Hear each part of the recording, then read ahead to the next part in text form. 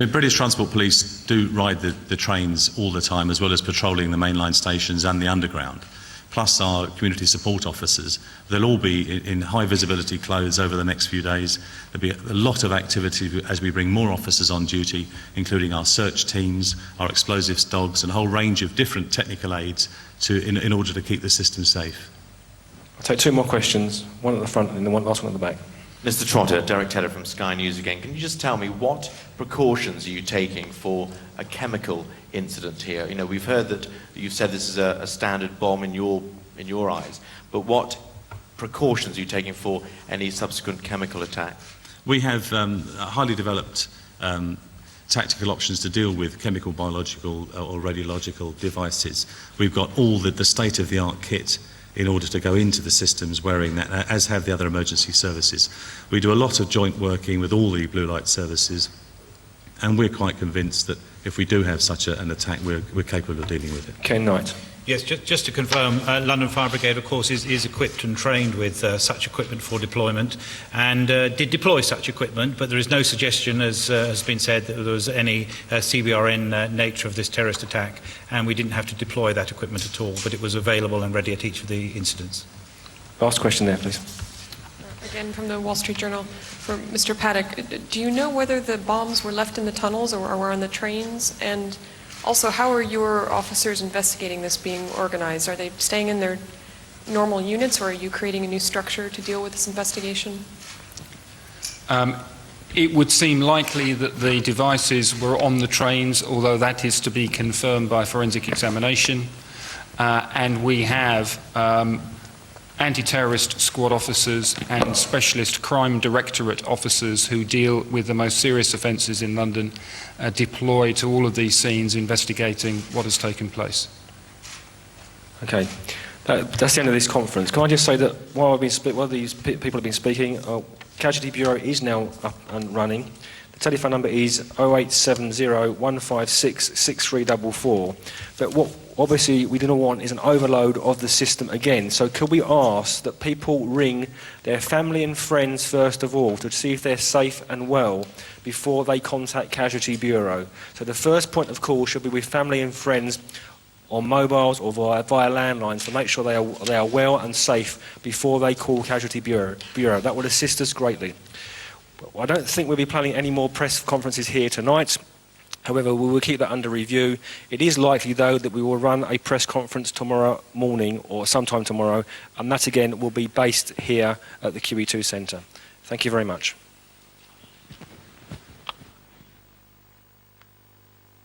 To Marble Arch, ripped apart by the end of joint news conference there by those in charge of the emergency services today, and we can speak now to our political editor Nick Robinson, who's at Downing Street. Tony Blair, of course, has arrived back there now, and I suppose, Nick, most chillingly, the London Police Chief saying that we don't know if this is over yet. That's exactly right. Remember that the first thing the Prime Minister will want to do is to get briefed about whether there is thought to be any risk of these attacks continuing in the next rush hour later this evening or indeed till tomorrow. So he is meeting in what's known as Cobra. That simply is the name of a room, in fact, the Cabinet Office Briefing Room A, but in emergency situations, that is the room with which is equipped with the necessary equipment for ministers to get together with the Prime Minister and the Chair, the Home Secretary at his side, the Deputy Prime Minister John Prescott. They'll be given a briefing by Bill Jeffries, who's the security coordinator and advisor to the Prime Minister, recently replaced Sir David Omand, a new job that was created after the attacks on New York and Washington in 9/11. Of course, there'll be advice from other people involved with the Metropolitan Police, involved with the transport system and elsewhere. So first of all, the chance of other attacks. Second of all, he'll want information on what is known about these attacks. And then, of course, there is just the sheer organisational detail we were hearing about how London gets home tonight. Many people I've already seen just making my way here, wandering about the streets, wondering exactly how they're going to get back to their houses. Nick, for the moment, thank you very much indeed. Nick Robinson there at Downing Street. Hello, good afternoon. You're watching a special programme on ITV1 and the ITV News channel on the day that terrorists brought carnage to London. A series of explosions have ripped through the city. 4 bomb blasts in a 60-minute period has killed at least 33 people. 3 tube stations were targeted as well as a double-decker bus. Hundreds of people have been injured, 45 are seriously hurt. Hospitals across the city have been inundated with casualties. Well, there appeared to be no warning or intelligence. London has been left at a standstill with the entire tube network closed down. All bus routes have been stopped as police warn people not to make unnecessary journeys into London. So it was during the morning rush hour that terror came to London without any warning. A coordinated series of bombs went off, 4 in all. At a news conference in the last hour, the emergency services have been giving more details, admitting they don't know if the attacks are over. These are the main points. Police have confirmed at least 33 people have been killed in the explosions. All the confirmed dead died during the explosions in the underground. An explosion also ripped through a bus at Tavistock Square. Police say people were killed in that blast, but they don't know how many. The highest number of deaths, 21, were on an underground train travelling from King's Cross to Russell Square stations. 7 people were killed by the explosion in a tunnel near Liverpool Street. And 5 people died at Edgware Road in North London. Police say they received no warning before the attacks. A previously unknown group has said they did it. Tony Blair has described the explosions as barbaric. The Prime Minister has now returned to London from a G8 summit at Gleneagles. And a special emergency number has been issued for people worried about relatives. It is 0870 15 66 344. 0870 15 66 344. Damon Green looks now at a day of carnage. The number 30 bus from Hackney to Marble Arch ripped apart by the force of an explosion. Just one of 4 confirmed blasts across the heart of the capital, leaving dozens dead and hundreds injured. I heard the bang, looked down, saw a cloud of grey smoke, and then later on found out that it was the bus that went off outside the building. How much damage was there to the bus? Splintered like an old can. Top deck, just the seats exposed. All emergency services and all hospital staff in London have been put on high alert, and while they say they are coping, it has clearly been a terrible struggle. Here at Russell Square by the British Museum, the injured from 2 blasts were treated at the scene. And despite reports linking Al-Qaeda to the explosions, the Home Secretary insists it's still too early to know for certain who caused them. I'm not in a position at this time to give precise details, but what I can say is that 4 explosions have been confirmed. First, on a tube train between Aldgate East and Liverpool Street. Second, on a bus in Woburn Place. Third, on a tube train between Russell Square and King's Cross. And fourth, on a tube train at Edgware Road Station. As yet, we do not know who or which organisations are responsible for these criminal and appalling acts. This clearly was a callous attack on purely innocent members of the public, deliberately designed to kill and injure innocent members of the public. The blasts have paralysed London's transport network. 21 people are now confirmed dead at King's Cross Station. An explosion on a Piccadilly line bound for Russell Square, bringing chaos and fear to thousands of city workers, the ones who escaped with their lives. With the rescue operation still going on underground, passengers talked of the panic that gripped the train. As we left King's Cross Station, within 2 to 15 seconds, there was a large bang. People were physically ejected out of the chair. There's flashes of light on the side of the tube carriage. Smoke immediately billowed into the carriage. It filled it.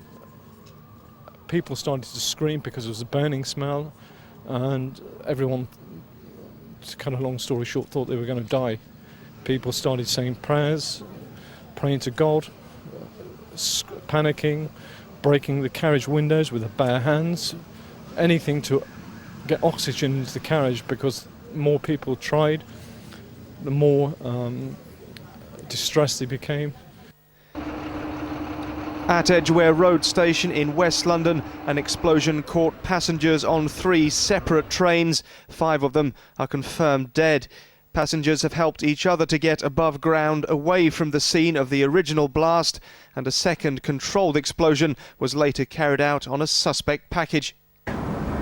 People panicking, and then people started to calm down. People wanted to get to the back of the train away from the danger area, but there was nowhere for them to go.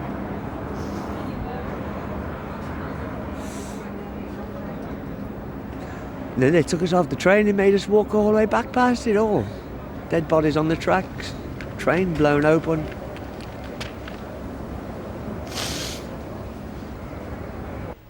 Now senior police officers are warning the London public not to travel. There is no doubt that this is an attack involving explosives. There's no doubt therefore that it's a terrorist incident, and the message to people in London is to stay where they are for the time being. Not to try and move away from anywhere. We've got the scenes under control. We are talking to TfL about producing a bus service. It is extremely unlikely that the tube service will open today. In fact, I can say I'm almost certain that it will not. It's now confirmed that 7 people died in East London after an explosion between Aldgate and Liverpool Street, but it will clearly be hours yet before the full scale of the attack can be measured. Damon Green, ITV News. Well, as we were listening to Damon Green's report there, the United States has announced that it is raising its terrorist threat level for all rail links and mass transit systems, as it describes, and not for airlines, but for rail links and bus systems after, of course, the bomb blast here in London. That, according to a US government official, that's just been announced. Now we're going to bring you some pictures which are just coming into us of the M4 motorway outside London. This is the main arterial motorway which links the capital with Reading and the West Country, and you can see there the huge weight of traffic which is building up there. Also, of course, Heathrow Airport, one of the first junctions out of London on the M4, and you can see on the left of our screen just how gridlocked that traffic is this evening, and that, of course, is likely to continue throughout much of tonight. Now, on a day Britain apparently became the target of Al-Qaeda, we can now look at how events unfolded. Well, shortly before 10 to 9, at the height of rush hour, a blast hit a train in a tunnel just 100 yards short of Liverpool Street Station in London's financial district. 7 people were killed. 5 minutes later, an explosion hit a train between King's Cross and Russell Square. 21 people died there. Then less than half an hour later, 3 trains were involved in a blast at Edgware Road Tube.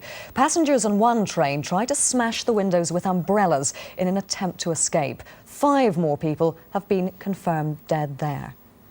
At 9:47, a bomb ripped through a bus near Russell Square. An eyewitness reported the double-decker being ripped apart by the blast and nearby hotels were evacuated. It's not known how many people were killed on board. Well, with trains and buses suspended and public transport at a standstill, the advice to people living in London is to stay at home and to avoid travelling wherever possible. Scotland Yard has issued a casualty hotline number. If you're worried about family or friends, then call 0870 1566 344. That's 0870 1566 344. Well, hospitals across the capital have been inundated with casualties, some seriously, some walking wounded. Chris Shipp has our report.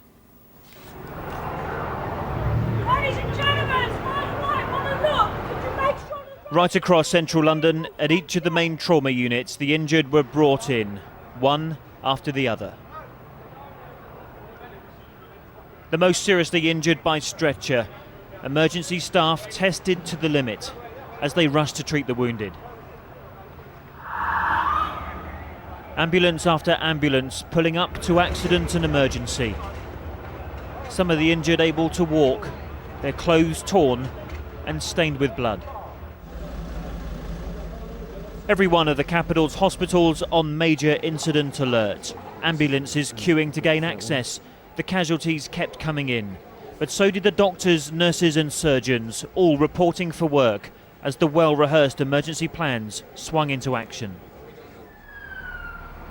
And others were brought in by bus, London's famous red double-deckers ferrying some of the hundreds of walking wounded in for treatment. The same transport system which was so ruthlessly targeted, still able to play its part, and every patient with their own horrific story to tell. We just pulled out of Edgware Road, and next thing I know, there's a large flash of light. Felt a burning sensation on my hands, put my hands up to my face. Was on the floor by that point. Yeah, I can't recall anything prior to that, any noise, any bang. And as soon as I realised, there'd been an accident, got up, had a look around, saw where the exits were. Train was a complete standstill, lights were out, a lot of smoke in the carriage. All the windows in the middle of the train smashed and all the glass came, tumbling through. Lights went out, obviously, pitch black, couldn't see, couldn't breathe, everyone was coughing. And what was the mood like in the carriage? Well, at that point, everyone thought, oh my God, this is some kind of disaster movie, we're not going to get out, we're all going to die. And so there were lots of screams and people crying. Above the busiest hospitals, air ambulances hovered waiting for a spot to land as they lifted the most seriously ill into hospital. And throughout the day, blood transfusion vans have been screaming across London. Stocks are said to be good, although the National Blood Service has urged people to keep their appointments. Chris Ship, ITV News. Professor Paul Wilkinson, a terrorism expert from St Andrews University, joins us from our studios in Scotland. Now, Professor Wilkinson, we were told that an attack like this was inevitable. Given its nature, though, it would appear there was very little that the security forces could have done to prevent it. That's true, because it is extraordinarily difficult to protect train services and public transport systems generally in a crowded city at the height of the rush hour. And of course the terrorists know that, and the reason why we are pretty sure that this was an Al-Qaeda linked attack is because this is the kind of attack they have mounted in various cities around the world, notably in Madrid, where they launched the train bombings attack which killed nearly 200 people. This is a movement that has no regard at all for civilian life. And they know that a coordinated attack is likely to be more lethal, so they were deliberately attempting to cause mass casualties and, of course, to disrupt the economic life of the capital. So I'm pretty certain that this attack was carried out by part of the network of Al-Qaeda. And how much planning, how much preparation would have gone in to something like this?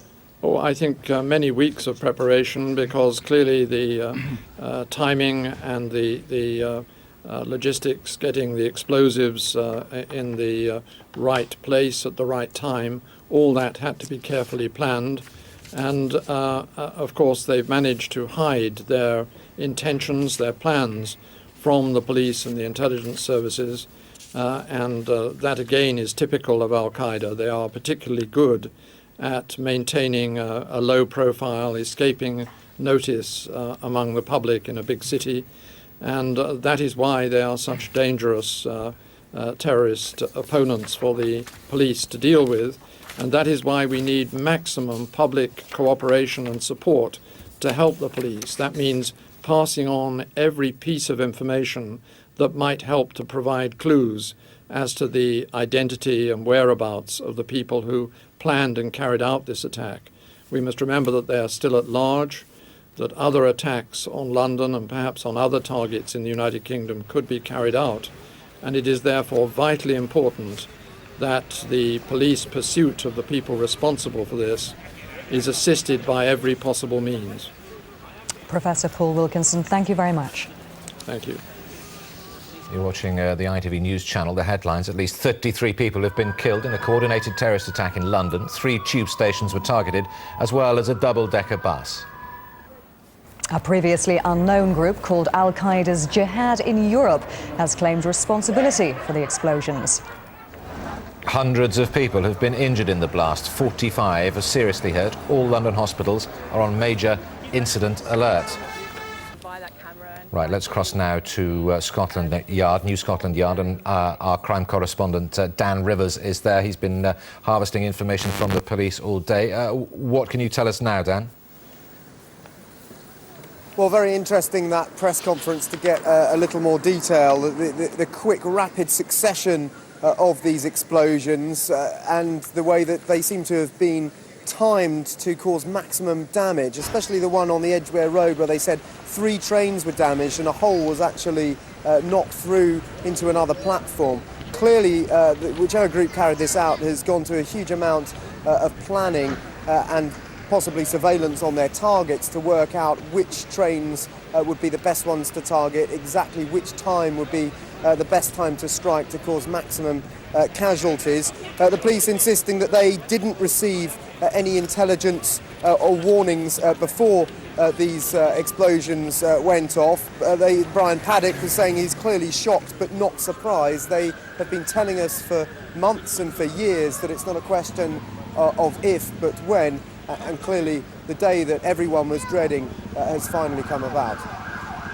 Yeah, yes, Dan, and chillingly, as we keep repeating, he also said that the phrase, "we don't know if this is over yet."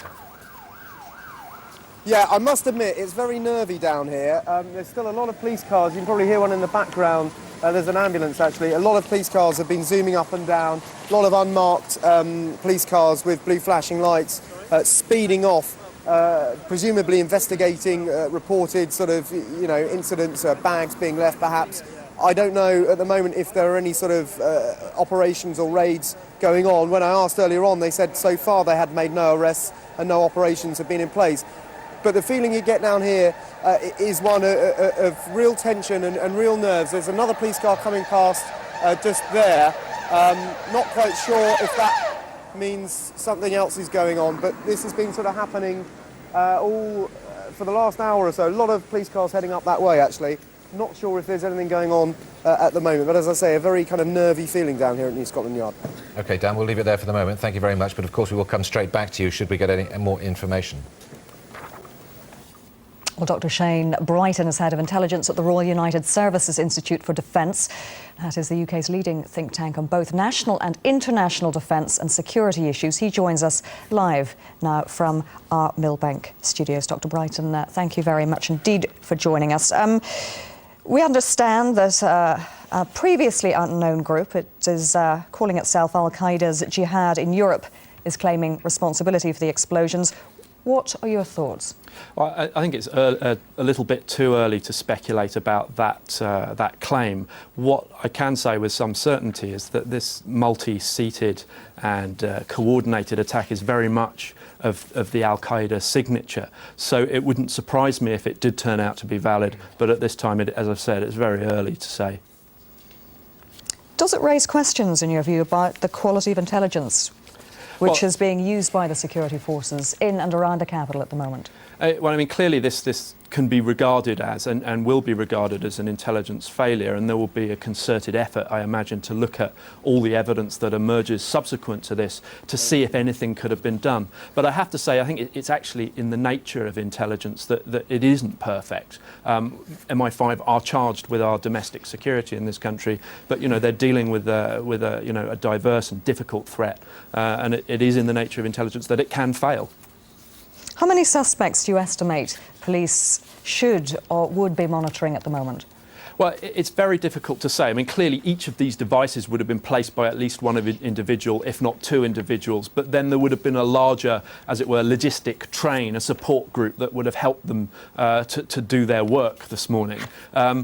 How many that would actually be is hard to say. One could talk about 15 or 20 who are directly engaged, maybe a larger number, less directly so. Dr. Brighton, thank you very much indeed. You're welcome.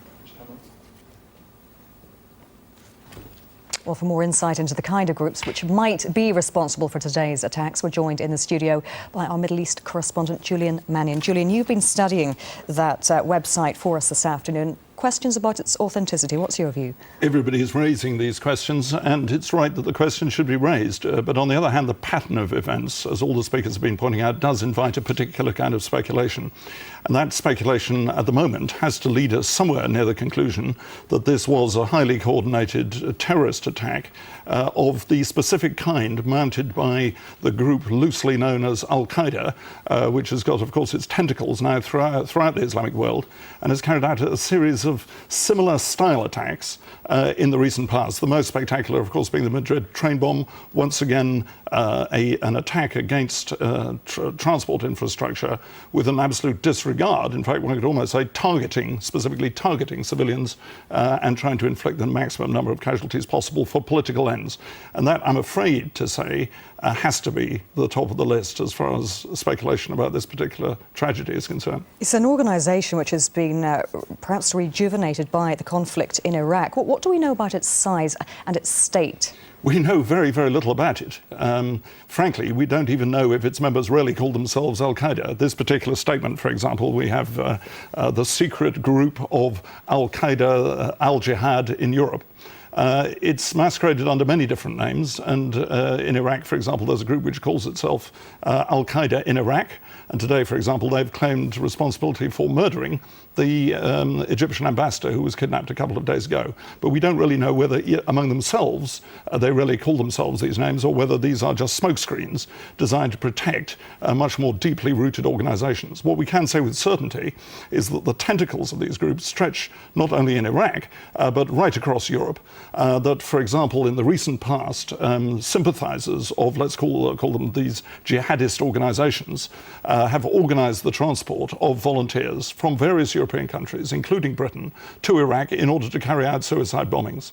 Now we know that at the same time, the traffic was working in the other direction, that as they said after the attack on Madrid, sticking to this line of speculation, as they said after Madrid, Britain was also on the list, and it may well be that they've carried out their threat. What of its tentacles in Britain? What about the cells operating here? Where have they been trained? Well, you see, I don't think, I mean, it used to be a question of people going to Afghanistan.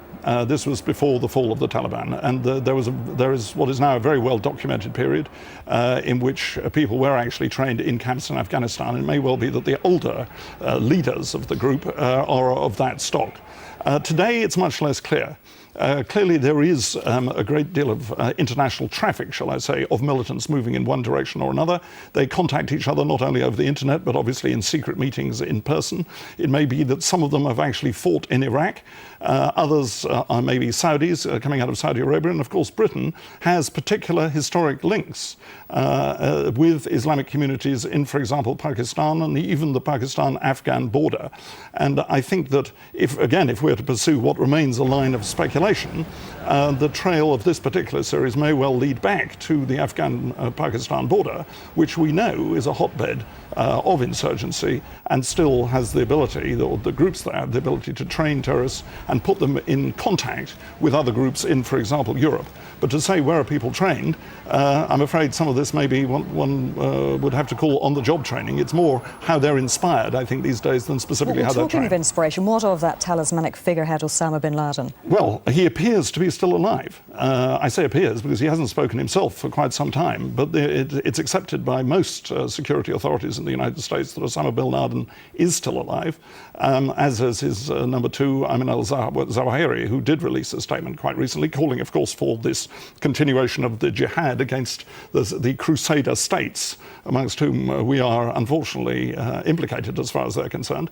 But one must say that I don't think that an order any longer is given in a cave in Afghanistan to attack the London Underground system.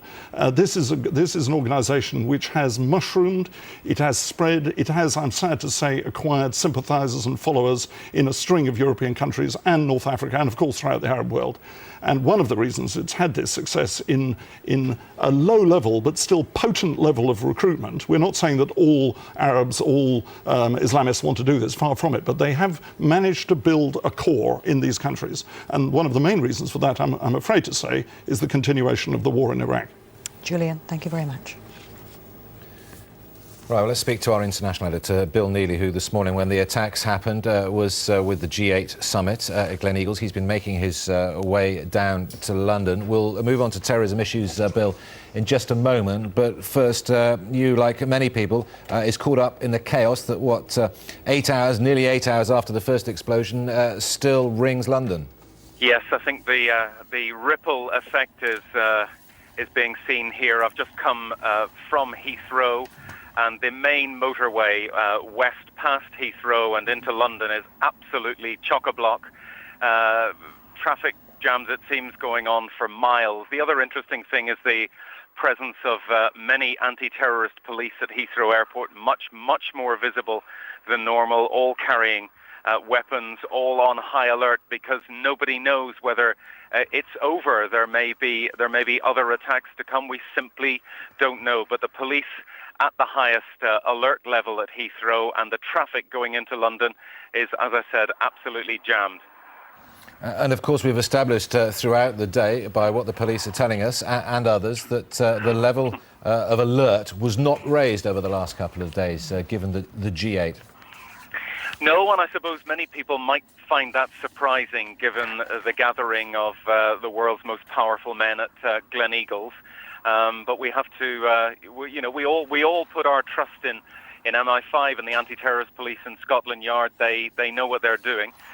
The interesting thing, of course, is that there was no whisper, as far as we know, that anything was about to happen. There was no hint of an increase of chatter on Islamist websites.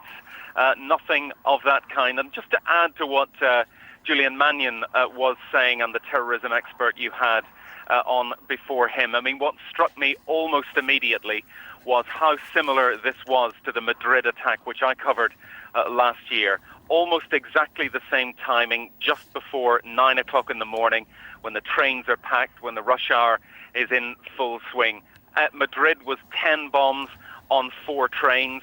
The bombs were left in rucksacks. It was a well-planned, well-coordinated attack, simultaneous explosions, just like London. Mass casualties, the aim, and there was nothing random about Madrid, and obviously nothing random about this attack, particularly when you think of the timing. We've referred to it all during the day, but it sent out so many messages, if you like, from the terrorists' point of view. Number one, obviously it was an attack on the capital city of this country, which has been involved in wars in Iraq and Afghanistan. It happened the day after the world's eyes, indeed the day the world's eyes, if you like, was on London after the Olympic decision. But it also sent a message from the terrorist point of view to the leaders meeting in the UK that they were sending that message through the capital, London. So nothing random about anything to do with this. The actual timing of the attack in terms of the rush hour just before 9 o'clock, just like Madrid, and in terms of sending a message. And, you know, these groups, as Julian Mannion said, I think we have to assume that this was a branch of or people inspired by Al-Qaeda. There is an organization that calls itself Al-Qaeda in Europe. And they would have taken the template, first of all, of September the 11th, which was coordinated, simultaneous attacks. It was repeated exactly 2.5 years later, on March the 11th in Madrid, and now London has had the same thing visited upon it. And Bill, to continue the comparison with Madrid, at the moment, obviously, there are 2 key parts to the operation being carried out by the emergency services now. One, of course, is the evacuation plan to look after all those who've been injured, to make sure that there aren't any other devices around ready to go off. But the other will be, obviously, forensic teams scouring for clues, just like they did in Madrid, to find out who was responsible and whether it was those who say they did it at this stage. That's right. I mean, almost from the beginning of any of these incidents, and we remember back to the crash of the plane at Lockerbie, how a jigsaw was built up right from the moment the first officer basically got on the scene. As you say, it's coping with the injured, removing the dead, and then gathering the debris, the evidence that might catch the guilty person. And at Madrid, indeed, the Spanish police did a very, very good job of finding, well, they had a stroke of luck because one of the bombs didn't go off. One of the mobile phones that was used to detonate the bomb was found. the SIM card was traced from that by the police, and the cell that had been involved in those attacks was traced to an apartment building outside Madrid, and there was a huge standoff and a shootout, and many of the people who we assume were involved in the Madrid attacks were caught. And, you know, the Scotland Yard's anti-terrorist police will be doing exactly the same thing. They will be looking for every possible piece of evidence. So now we don't know as yet whether these attacks were carried out by suicide bombers. I suppose, above all, the one on the bus would suggest that, but it's just as likely that a rucksack, a backpack, something relatively small could have been left underneath a seat on the bus as well. But one way or another, all those, the trains and the bus will be scoured by anti-terrorist detectives looking for the least clue as to who did this. And the other aspect, of course, that MI5 will be doing is MI6 as well, is looking through these Islamist websites. The Foreign Office, the last time I spoke to them, said that they still hadn't found anything on an Islamist website that would suggest with any certainty a group that had done this, and there hasn't so far officially been any claim of responsibility. Bill, for the moment, thank you very much indeed. That's Bill Neely, our international editor. Well, news just reaching us here at ITV News that the Union Jack flying over Buckingham Palace has been lowered to half-mast at the Queen's request today in a mark of respect for the dead and injured in the London bombings. That announcement coming to us from Buckingham Palace. So, a reminder of today's main events. 4 explosions have targeted commuters in London at peak rush hour on both mainline underground stations and a double-decker bus. Police have confirmed at least 33 people have been killed in the explosions. All the confirmed dead died during the explosions in the underground. An explosion also ripped through a bus at Tavistock Square. Police say people were killed in that blast, but don't know how many. The highest number of deaths, 21, were on an underground train travelling from King's Cross to Russell Square stations. 7 people were killed by the explosion in a tunnel near Liverpool Street. And 5 people died at Edgware Road in North London. Police say they received no warning before the attacks. A previously unknown group has claimed responsibility. Tony Blair has described the explosions as barbaric. The Prime Minister has now returned to London from the G8 summit at Gleneagles. And a special emergency number has been issued for people worried about relatives. It is 0870 1566 344. That's 0870 1566 344. Police are warning the public to be vigilant and have said they cannot be sure it is all over yet. Well, Romilly Weeks is at Edgware Road, where one of the explosions happened. Romilly, police told us 3 trains were involved in this attack. What else do we know? Well, we are starting to get a slightly clearer picture of what went on underground here at Edgware Road at around 9:17 this morning. Yes, as you say, a total of 3 trains involved because the device was on one, but another train was passing at the same time, and the device was so powerful that it actually exploded through the tunnel wall. So 3 trains in total affected. Structural engineers are now working on the track below us here. They say there is structural damage, so there's no question of this tube station being opened anytime soon. Forensic scientists have also come here from Fort Holsted military base in Kent. Of course, it is a crime scene, so they're collecting all the evidence they possibly can from the tracks. We do have 5 confirmed fatalities from this one incident, although one emergency worker who I spoke to said he thought there could be double that figure, and he described to me the scene that confronted rescue workers underground, saying it was like a picture of hell, that one carriage was almost completely disintegrated and they were having to pick up bodies strewn along the track. If we just show you the scene here now, Edgware Road has reopened. As you can see, traffic is passing along this major artery in London. But this morning when we first arrived, this 6-lane road had been turned into what looked like a parking lot for emergency vehicles with fire engines and ambulances parked 6 deep. The Hilton Hotel, which is the big building just beyond the flyover there, was turned into impromptu emergency treatment centre. Around 60 people, 60 of the walking wounded were treated there, and the most critically injured were taken to St Mary's Hospital, which thankfully is quite nearby. Just one other significant factor I want to show you about this location.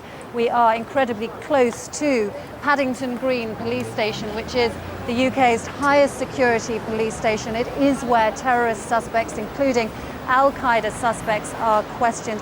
Whether that was a significant factor in the choice of this location, we don't know, but of course it must be a possibility.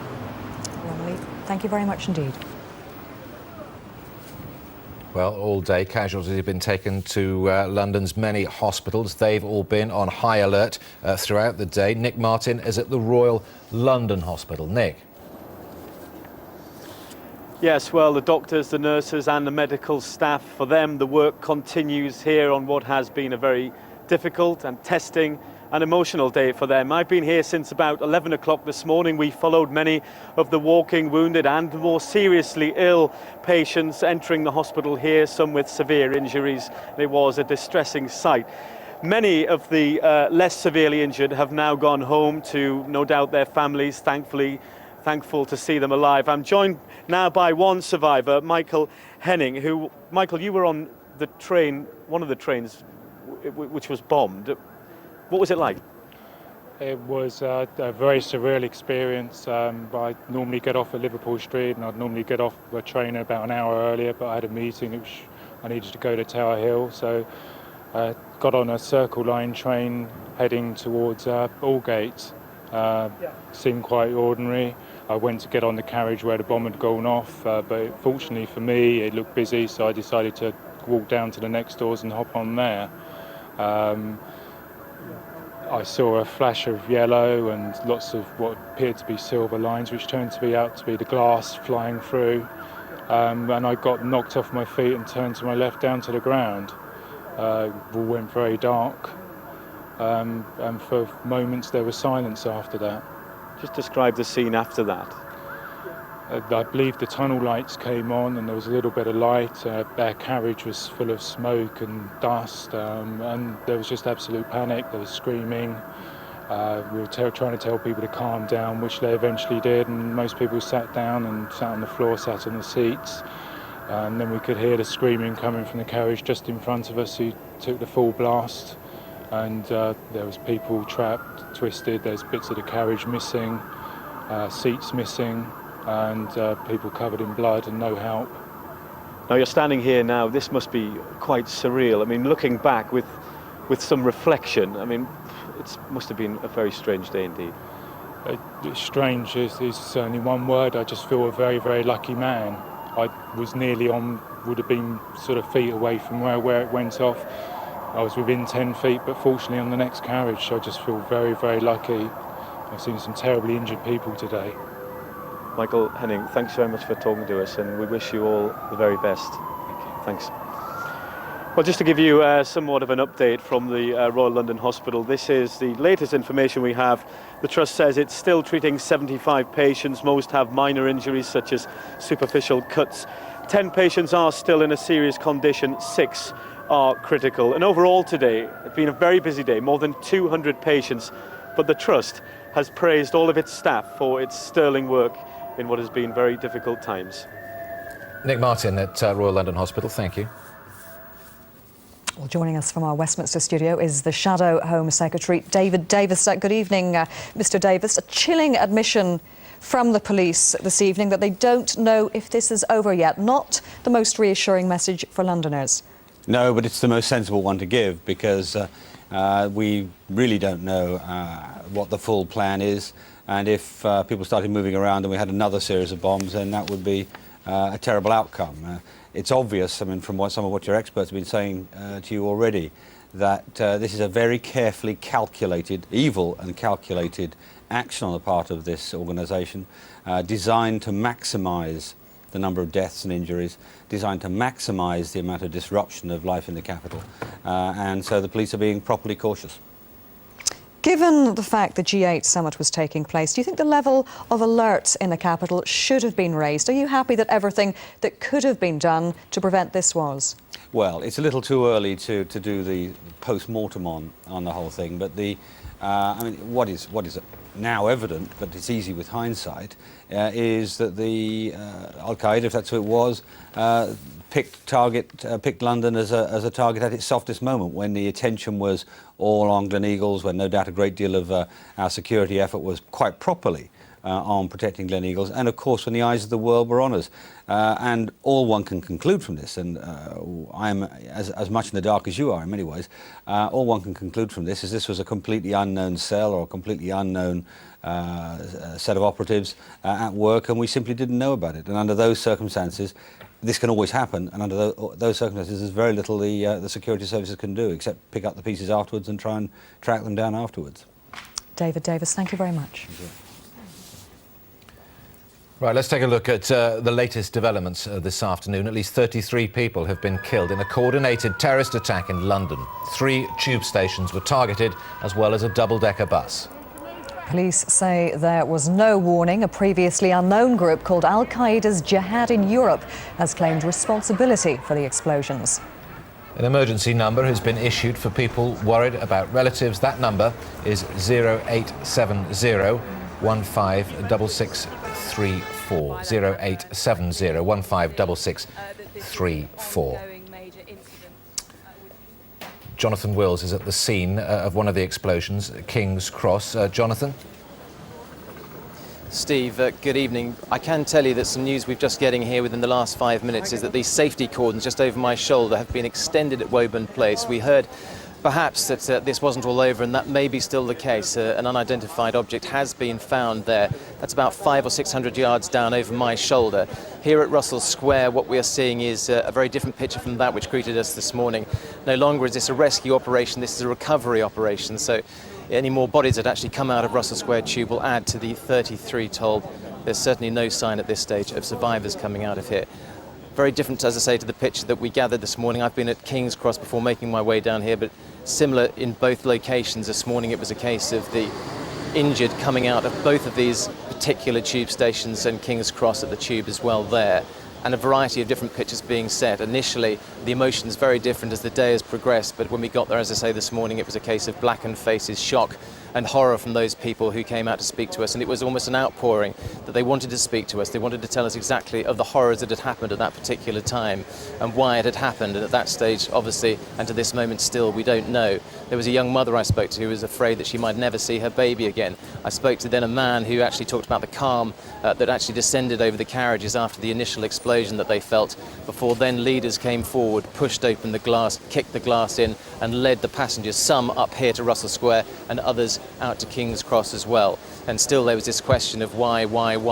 In addition to that, we were talking to others about what they heard at the particular time, and that was this huge explosion. And initially we were told of a power surge, and they weren't sure when they spoke to me this morning that this was an explosion caused by a bomb. Well, clearly we know that that is different now, and the numbers and the death toll are increasing all the time for that matter. Then throughout the day we've seen a different picture, as well as the rescue services have poured in here and up at King's Cross as well. Initially police and ambulance to take away the injured, but after that we've had other security officers coming in, other rescue services coming in, and hand-picking, because this isn't just a forensic incident as well, this is a criminal investigation, and they're looking now at evidence as well. And we've seen hand-picked bricks coming up by the truckload, which is a meticulous job now. We've heard about the structural damage in these tunnels so far, and that will carry on well into the night as these have been going away. And as I say, this has happened about 500 yards from me underground. Each of these items are having to be dragged up by hand. So that was the picture then. Since then, as I say, this has become a recovery rather than a rescue operation. The ambulances have gone, and now it's a case of waiting and seeing what else is discovered down there. Steve. Jonathan, thank you. Jonathan Wills there updating us from Russell Square. Well, our reporter Nazanin Moshiri is at St Mary's Hospital in Paddington for us. She joins us from there now. Nazanin, is the hospital saying much about the number of casualties and injuries that it's dealing with? Well, due to the proximity of the hospital to the Edgware Road blast, literally 100 yards down the road from here, they received many of the most serious injuries. Now, the latest from the hospital is that there are 6 critically ill people here. Many of those have actually lost limbs, unfortunately. There are 17 people who are seriously injured. Injuries ranging from burns, cuts, head injuries, chest injuries, and there are 13 minor injuries, and most of those people have been released over the afternoon.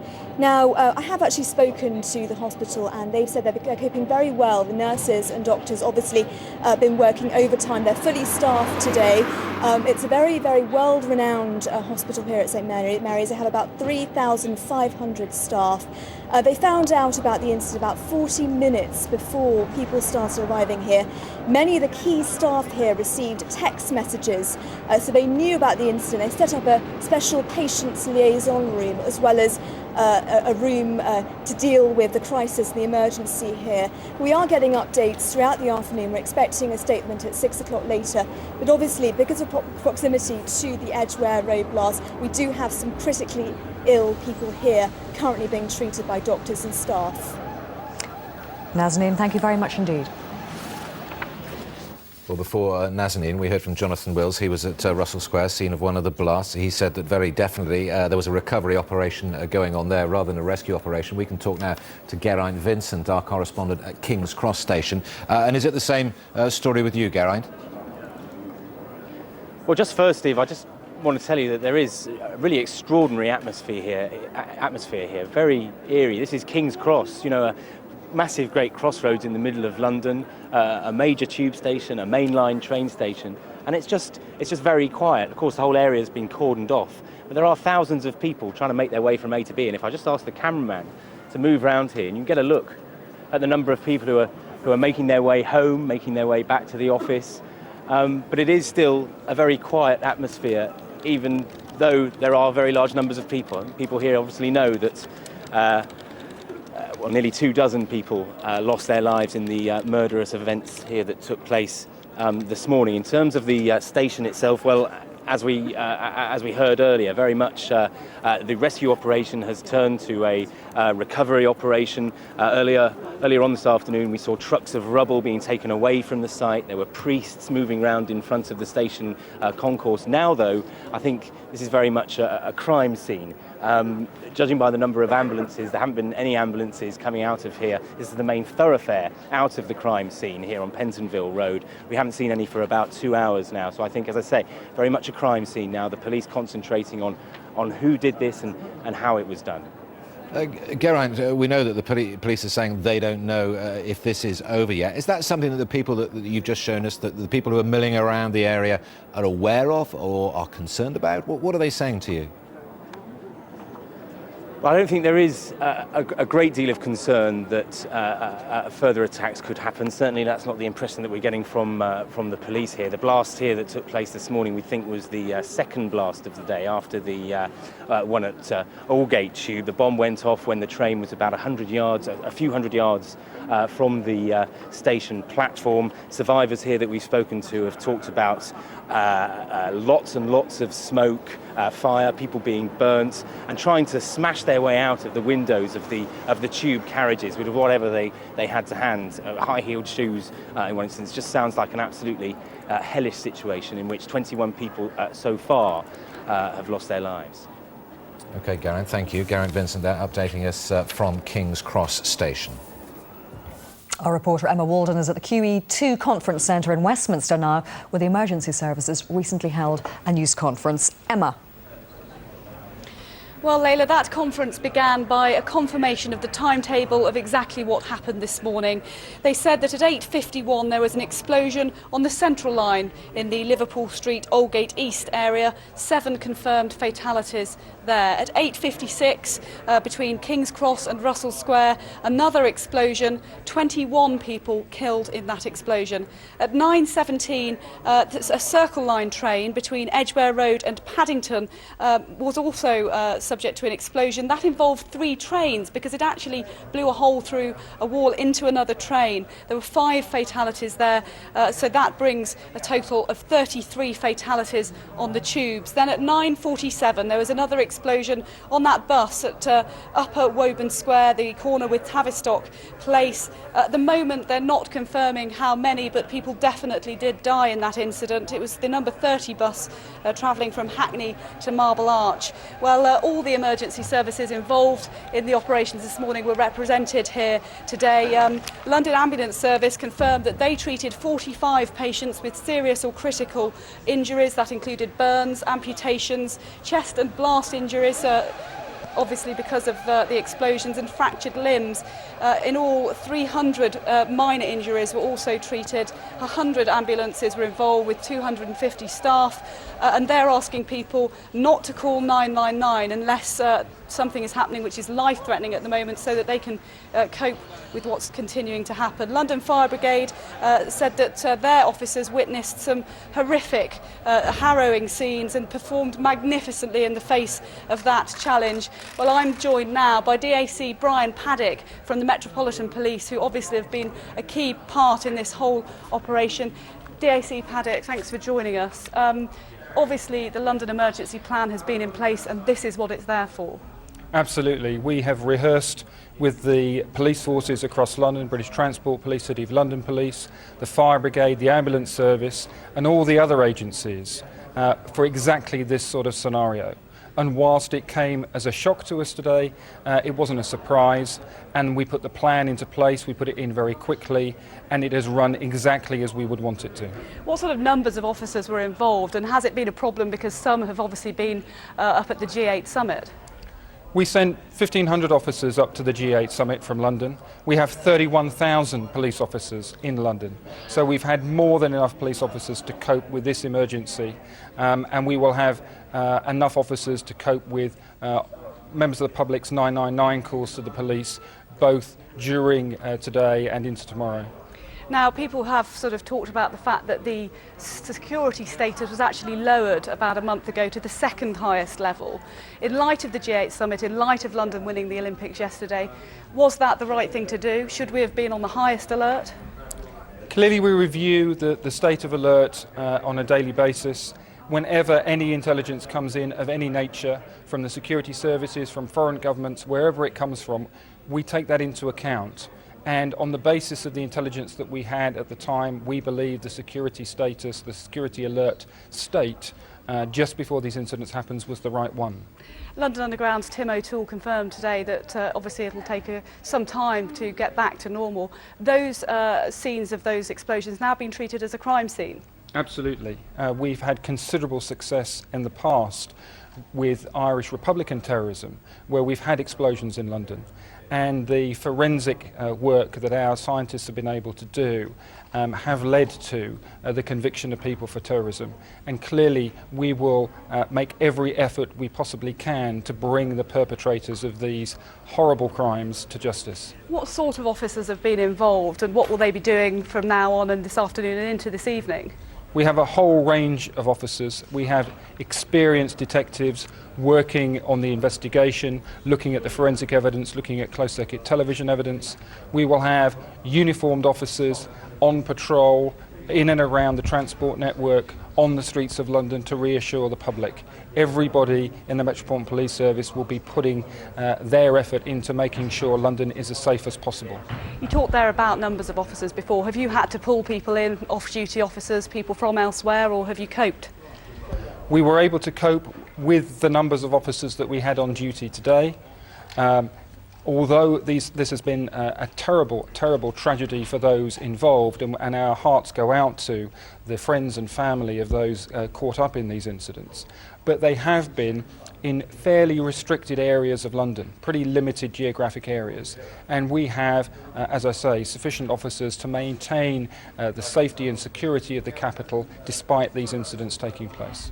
British Transport Police did confirm there was a bomb scare at Victoria earlier, that obviously the general public are going to be scared at the moment. What are you saying at the moment about whether this is over? Well, clearly it would be foolhardy for anybody to say that we've had our attack and it's all over. Yes, you could look at Madrid. That was a one-off incident, a series of bombs during a limited time, and there hasn't been anything else. But we would be stupid to work on that basis. So what we're saying is we will be doing our part. London Transport will be doing their part, searching trains, searching buses. No bus, no train will go into service unless we are absolutely convinced they are safe. And what we need to do is for Londoners to work with us, to keep vigilant, to look out for suspect packages, to look out for people who are behaving suspiciously, and not to hesitate to call us if they see something suspicious. DOC Paddock, thank you very much. There is an emergency number that anybody concerned about friends and family can call. That Bureau hotline is 0870 1566 344, and British Transport Police are asking people travelling home from work within the next couple of hours to try and stagger their journeys, because obviously there'll be a lot of people trying to get home without the public transport that they'd normally travel on. Emma Walden, thank you. And as well, Emma was speaking to Mr. Paddock there. It's just been announced that the Union flag will be flown at half-mast on all government buildings tomorrow. That from a spokesman for the Department of Culture. Of course, the Union flag is already being flown at half-mast at Buckingham Palace. That on the special request from the Queen in respect of those who've lost their lives today. Well, it's 5 o'clock. You're watching a special programme on ITV1 and the ITV News channel on the day that terrorists brought carnage to London. A series of explosions ripped through the city at peak rush hour. Police are treating it as a terrorist incident and say it will take time for things to get back to normal. 4 bomb blasts in a 60-minute period have killed at least 33 people. 3 tube stations were targeted, as well as a double-decker bus. Hundreds of people have been injured, 45 seriously hurt. Hospitals across the city have been inundated with casualties.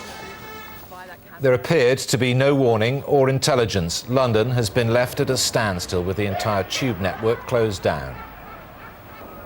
It has brought travel chaos, although some bus services are now running. Police have warned people not to make unnecessary journeys into London and to be vigilant. Many people in London are having to make their way home on foot this evening. And there is deadlock on the M4 and other roads into the city, with the RAC warning of long delays. So let's look back at today's main events. Police have now confirmed at least 33 people have been killed in the explosions. Hundreds more were injured. Well, all the confirmed dead died during the explosions in the underground. An explosion also ripped through a bus at Tavistock Square. Police say people were killed in that blast, but they don't know how many yet. The highest number of deaths, 21, were on an underground train travelling from King's Cross to Russell Square stations. 7 people were killed by the explosion in a tunnel near Liverpool Street. And 5 people died at Edgware Road in North London. Police say they received no warning before the attacks. A previously unknown group called the Secret Organisation of Al-Qaeda in Europe has claimed responsibility. Tony Blair has described the explosions as barbaric. The flag on Buckingham Palace is tonight at half-mast. And a special emergency number has been issued for people worried about their relatives. It is 0870 1566 344. That is 0870 1566 344. Police are warning the public to be vigilant and have said they can't be sure it is all over yet. Damon Green now looks at a day of carnage. The number 30 bus from Hackney to Marble Arch, a Piccadilly line train from King's Cross station, a commuter service between Liverpool Street and Aldgate, and a crowded platform at Edgware Road. Dozens have died, hundreds more have been wounded. In the last few hours, police describe just how it happened. At 8:51 this morning, there was an incident at Moorgate, around Moorgate, Liverpool Street, Moorgate East underground stations. Confirmed explosion 100 yards into the tunnel from Liverpool Street station. It was believed that the train involved is either a Central or a Circle Line train, and there are 7 confirmed fatalities in that incident. I walked around the building on the first floor, and there was a big shake. The building shook, so we're like, what the hell's going on? We went to the side of the building, we look out the window, and we see black smoke billowing out of Aldgate Station. So I went outside, and I went to the front, and you see black smoke billowing out the front of the station as well. People are coming out, and they're covered in grease, they're covered in soot, and some people coming out covered in blood. At 8:56 this morning, at the King's Cross Russell Square incident, Again, 21 confirmed fatalities in that particular incident. There's flashes of light on the side of the tube carriage. Smoke immediately billowed into the carriage. It filled it. People started to scream because there was a burning smell, and everyone, to cut a long story short, thought they were going to die. People started saying prayers, praying to God, panicking, breaking the carriage windows with their bare hands, anything to get oxygen into the carriage, because more people tried, the more distressed they became. At 9:17, there was an explosion on a train coming into Edgware Road underground station, which blew a hole through a wall onto another train in an adjoining platform. In fact, it's believed that 3 trains were involved in that particular incident, and so far there are 5 fatalities in that particular incident. People panicking, and then people started to calm down. People wanted to get to the back of the train away from the danger area, but there was nowhere for them to go.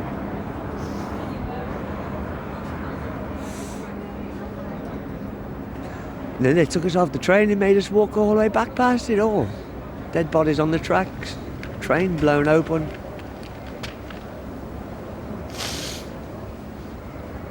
And then at 9:47, there was an explosion on a bus at Upper Woburn Square junction with Tavistock Place. There are fatalities in that incident, but at the moment we cannot confirm the numbers. I heard the bang, looked down, saw a cloud of grey smoke, and then later on found out that it was the bus that went off outside the building. How much damage was there to the bus? Splintered like an old can. Top deck, just the seats exposed. No one can be sure yet who's to blame, but the priority for emergency crews is still to care for those whose lives can be saved. Damon Green, ITV News. The police had always warned it was a matter of when, not if. On a day Britain apparently became the target of Al-Qaeda, we can now look at how events unfolded. Shortly before 10 to 9, at the height of rush hour, a blast hit a train in a tunnel just 100 yards away from Liverpool Street Station in London's financial district. 7 people were killed. 5 minutes later, an explosion hit a train between King's Cross and Russell Square. 21 people died there. And then, less than half an hour later, 3 trains were involved in a blast at Edgware Road Tube. It was reported that passengers on one train tried to smash the windows with umbrellas in a desperate attempt to escape. 5 more people have been confirmed dead. At 9:47, a bomb ripped through a bus near Russell Square. It's not known how many people were killed. Well, with trains and buses suspended and public transport at a standstill, the advice to people in London is to stay where they are and avoid travelling wherever possible. Well, hospitals across the capital have been inundated with casualties, some serious, some walking wounded. Chris Shipp has this report.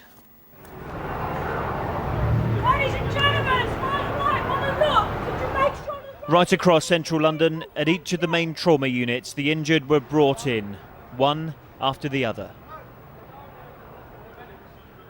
The most seriously injured by stretcher. Emergency staff tested to the limit as they rushed to treat the wounded. Ambulance after ambulance pulling up to accident and emergency. Some of the injured able to walk, their clothes torn and stained with blood. Every one of the capital's hospitals on major incident alert. Ambulances queuing to gain access. The casualties kept coming in. But so did the doctors, nurses and surgeons, all reporting for work as the well-rehearsed emergency plans swung into action. And others were brought in by bus, London's famous red double-deckers ferrying some of the hundreds of walking wounded in for treatment. The same transport system which was so ruthlessly targeted, still able to play its part, and every patient with their own horrific story to tell. We just pulled out of Edgware Road, and next thing I know, there's a large flash of light, Felt a burning sensation on my hands, put my hands up to my face. Was on the floor by that point. Yeah, I can't recall anything prior to that, any noise, any bang. And as soon as I realised, there'd been an accident, got up, had a look around, saw where the exits were. Train was a complete standstill, lights are out, a lot of smoke in the carriage. All the windows in the middle of the train smashed and all the glass came, tumbling through.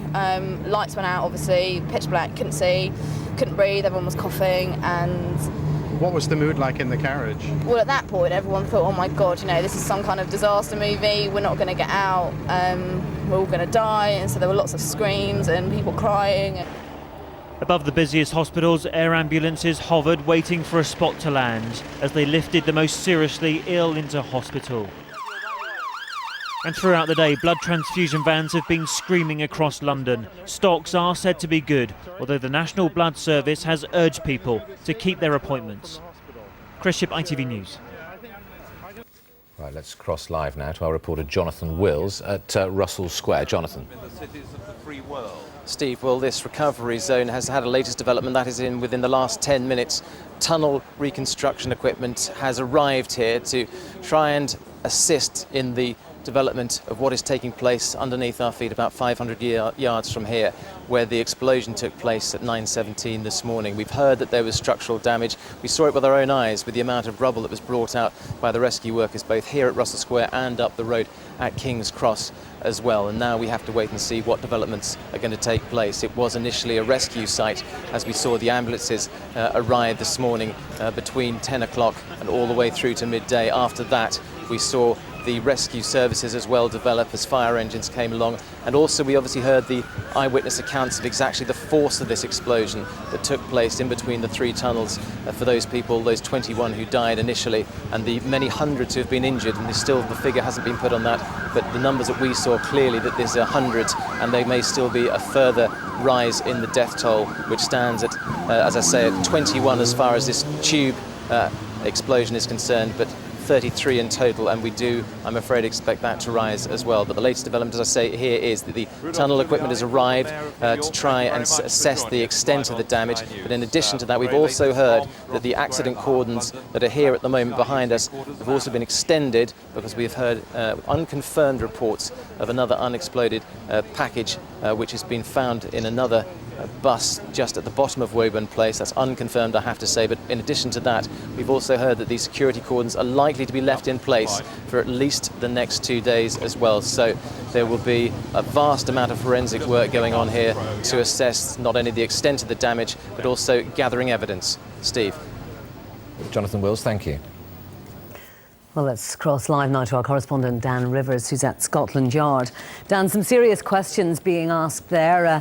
We've heard reports that there were no high levels of chatter, that there were no warnings phoned in, and that we know that we weren't on the highest level of security alert. Absolutely. I know that will be the subject of a discussion that is going to happen very shortly with the Prime Minister. He apparently is due here at Scotland Yard in the near future. The Home Secretary, Charles Clarke, is already here. I understand both of them are meeting the Commissioner of the Metropolitan Police, Ian Blair, and clearly they will want a full and thorough brief on exactly what chatter there was, what intelligence there was leading up to these attacks. We are told there weren't any warnings at all, although there was this persistent rumour this morning of some sort of phone call to the Israeli embassy. That seems to have been played down in today's press conference, but I just talked to another senior policeman a few minutes ago. He said it's going to be at least 48 hours before they can even identify the type of explosive used in these attacks, and it may be longer before they can tell whether there was a suicide bomber or suicide bombers involved in these attacks. Now, Dan, the London emergency plan went into action today. Obviously, they will evaluate how successful that was. What's the word from there at the moment? I think they were very pleased with the rapid response. It has been rehearsed and rehearsed and rehearsed. It's been drilled into them for a number of months now, exactly what they would do, the kind of locking down of London, the immediate reaction, the getting the resources in and getting the injured to hospital. I think that all went pretty much to plan. One of the policemen I was talking to said that the tsunami had actually helped in that happened on Boxing Day, and they obviously sent over policemen for that, and that helped with afterwards there was a sort of bit of a debrief into the tsunami, and they slightly changed their procedures so they could get hold of people who were off duty and had a much better response, and they really benefited, he said, today from those tweak in the procedures since the tsunami. OK, Dan Rivers at Scotland Yard for now. Thank you very much. Let's take a look at the evening's latest developments. At least 33 people have been killed in a coordinated terrorist attack in London. 3 tube stations were targeted, as well as a double-decker bus. Well, police say that there was no warning. A previously unknown group called Al-Qaeda's Jihad in Europe has claimed responsibility for the explosions. An emergency number has been issued for people worried about their relatives. That number is 08701566344. 08701566344. Well, joining me now is Crispin Black from our Millbank studio, a defence analyst for the Risk Advisory Group. Mr. Black, it does seem extraordinary given the fact that the G8 meeting was being held at the moment and that the London won the Olympic bid yesterday, that we were on the second highest level of alert. I agree. It does seem extraordinary. The alert level was reduced in early June, I think the 2nd of June, from severe, general, other words, to substantial. Now, these deliberations aren't in the open and there are no minutes published like the sort of interest rate committee publishes minutes. So we're not quite sure why the threat was reduced, but clearly our analytical thrust was completely in the wrong direction. I suppose that the question has to be asked, no matter what level of alert we're on, would it have actually made any difference? Would it have stopped either suicide bombers or terrorists from putting bombs onto the tubes and bus? Well, we don't know, and I think it's very important that you know, at this time we concentrate and remember that the responsibility for these attacks lies with the terrorists, not by any mistake or difficult piece of analysis that the British government may or may not have done. The murders were carried out by terrorists. They're the people responsible for it. But nevertheless, I think it's fair that in the aftermath we should ask some difficult questions, and one of them may well be how can we reorganise our alert system so that it has better fidelity? And if you have an alert system which people trust, then I think you've got a better chance of everybody being on daily alert in their daily lives, and you've got a better chance, perhaps, of thwarting some of these incidents.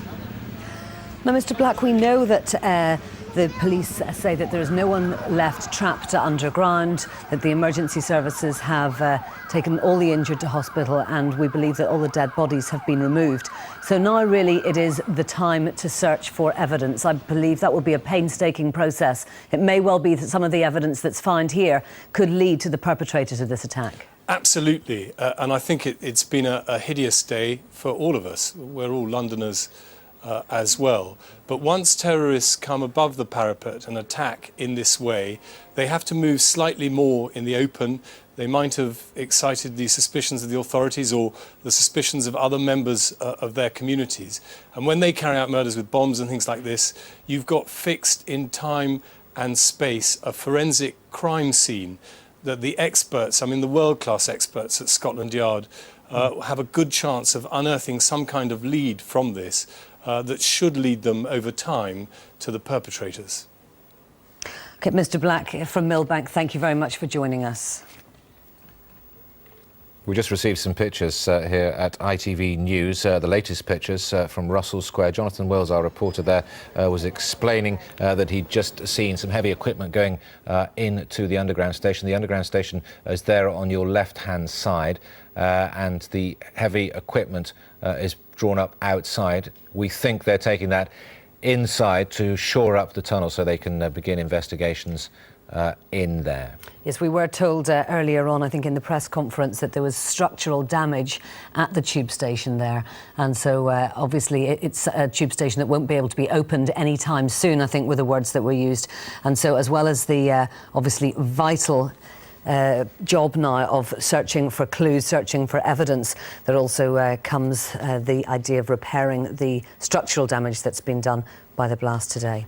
Well, we can now go to Emma Walden. She is at the QE2 Conference Centre in Westminster, where the emergency services held that news conference recently. Emma.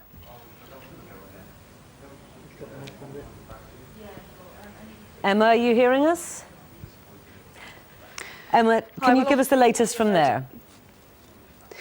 Absolutely. All the emergency services were represented here today. That's from the British Transport Police, the Metropolitan Police, London Fire Brigade, the London Underground and Transport for London, who obviously have been heavily involved today, and also from London Ambulance Service. And I'm joined now by Larry Perkin, a motorbike paramedic who was actually first on the scene at Liverpool Street this morning. Larry, what did you see there and what have you been doing today? When I arrived at Liverpool Street, the police and fire brigade were already there. We quickly assessed that there were no casualties presenting to us at Liverpool Street, so we were redirected to Aldgate, where there were a number of casualties. The incident actually happened between those stations, and it was Aldgate East that the problem was at and where you were most useful. That's correct, yes. When I arrived, there were already some ambulances there. The fire brigade and the police were already there, and the walking wounded were starting to come out of the station. What sort of things were you seeing and how were people reacting and what could you do to help at that point? And the main thing I noticed that everybody was very calm. They were following instructions. People were coming out with cuts from flying glass and burn injuries, soot over their faces, people having difficulty in breathing because they'd breathed in a lot of smoke. And then the more serious casualties started being brought to the surface. It must have been a pretty horrific thing for anybody to deal with. You guys deal with this all the time, but nothing on this scale. It's certainly, we don't normally have that number of serious casualties in one place at the same time, that's for sure. You're well prepared though? Yes, as with all the other emergency services, we have been gearing ourselves up for this kind of thing following 9/11 and the other terrorist incidents that may have occurred. And we are well trained for it, and we have a plan that swings into action. You were then diverted again. Tell me about that. Once we'd cleared all the casualties at Aldgate, I was sent on to Russell Street, where the incident there was still ongoing. That was the more serious. We've already learnt that 21 people died in that incident. Just describe for me what was happening there and how you dealt with it. When I arrived, there were already a number of ambulances on scene, and the incident was already being controlled by our officers and management teams. The other emergency services were there, but we still had casualties being brought out. We had serious casualties being brought up from the train, and we had still a large number of walking wounded to be triaged. How were people generally, just in utter shock? Yeah, I mean, obviously people were dazed, but as I pointed out at Aldgate, people were very calm. They were following instructions, and that really helped us with our job. Were you surprised by how calm people were? I was, yes. As I said, that helped a lot. Obviously, it's a shocking thing for to happen to anybody on the way to work. You've dealt with big incidents before. Tell me about that. I mean, did that help? Certainly, yes. I've attended incidents such as Paddington rail crash and Southall rail crash, and as I say, we have lots of training to deal with these kind of incidents, so you go into your training mode, if you like, and deal with the incident as you should. The Commissioner from the London Fire Brigade today said he admired his staff immensely for dealing with these horrific, traumatic scenes in the way they did. Do you see it as that when you're down there, or is it just in a day's job? Well, something like this is never in a day's job. Obviously, you see some very nasty sights at these kind of incidents, but you deal with each patient as you need to, and you try and prioritise those patients to deal with those with the most life-threatening injuries as early as possible. What will you be doing now, and will you be sort of recovering yourselves, if you like? Do you receive counselling yourselves after dealing with a major incident like this? Certainly, the London Ambulance Service has a counselling service which has already been offered to us. Counsellors were available. We've already had a hot debrief, if you like, to cover the incident, and the incident will be looked at in depth for lessons learned from how we dealt with it. Any advice to Londoners tonight that could help you? As ever, please don't put any extra pressure on the emergency services. At this busy time, I believe we're getting back on track. We were still dealing with the normal calls while we were dealing with this, but as ever, for us and the other emergency services and the hospitals, please think carefully before you utilise us. Before dialing 999. Thank you very Absolutely. much, Larry. Thank you. If you are worried and you don't want to call 999, there is an emergency number, Bureau hotline 0870 1566 344. Back to you. OK, Emma, thank you very much indeed. Well, Simon Munday is an expert on motivations behind terrorism. He's from King's College London and is with us in the studio now. And we're just hearing that the American embassy, or the area around the American embassy in Grosvenor Square in London, has been sealed off. We know earlier on, obviously, that Buckingham Palace was sealed off. Now, are these just sensible precautions? Can we read anything into this because they're potentially such obvious targets? Yes, they are potentially obvious targets, and it's very sensible to protect them. Equally, they're such obvious targets that as the fact that the bombs were on the bus and in the train suggests that's probably not what they'll be targeted now, because the terrorists will assume that those are going to be well guarded.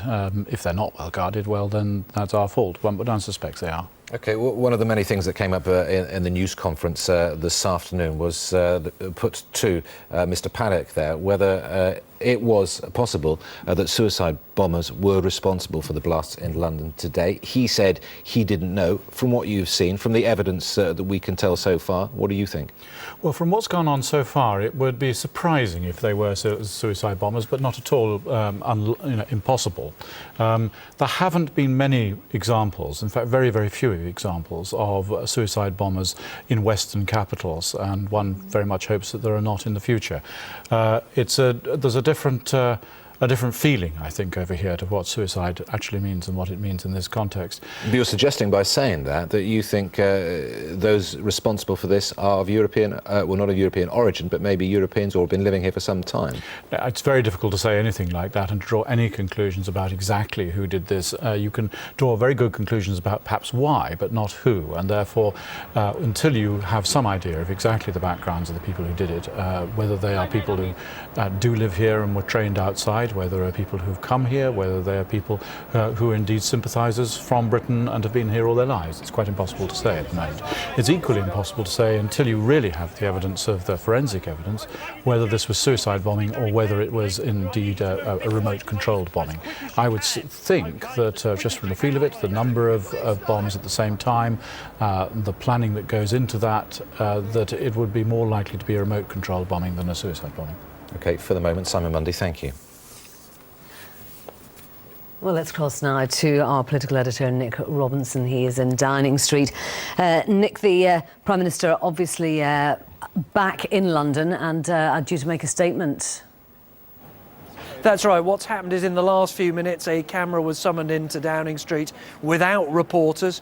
The Prime Minister stood at a podium inside Downing Street in what I'm told is called the Terracotta Room. Now, that tape will be ready for broadcast any minute now. I'm told that the Prime Minister spoke from handwritten notes, that he spoke for 4 or 5 minutes, and that he said that Britain will not be terrorised. He said that our values would not be overturned by these attacks.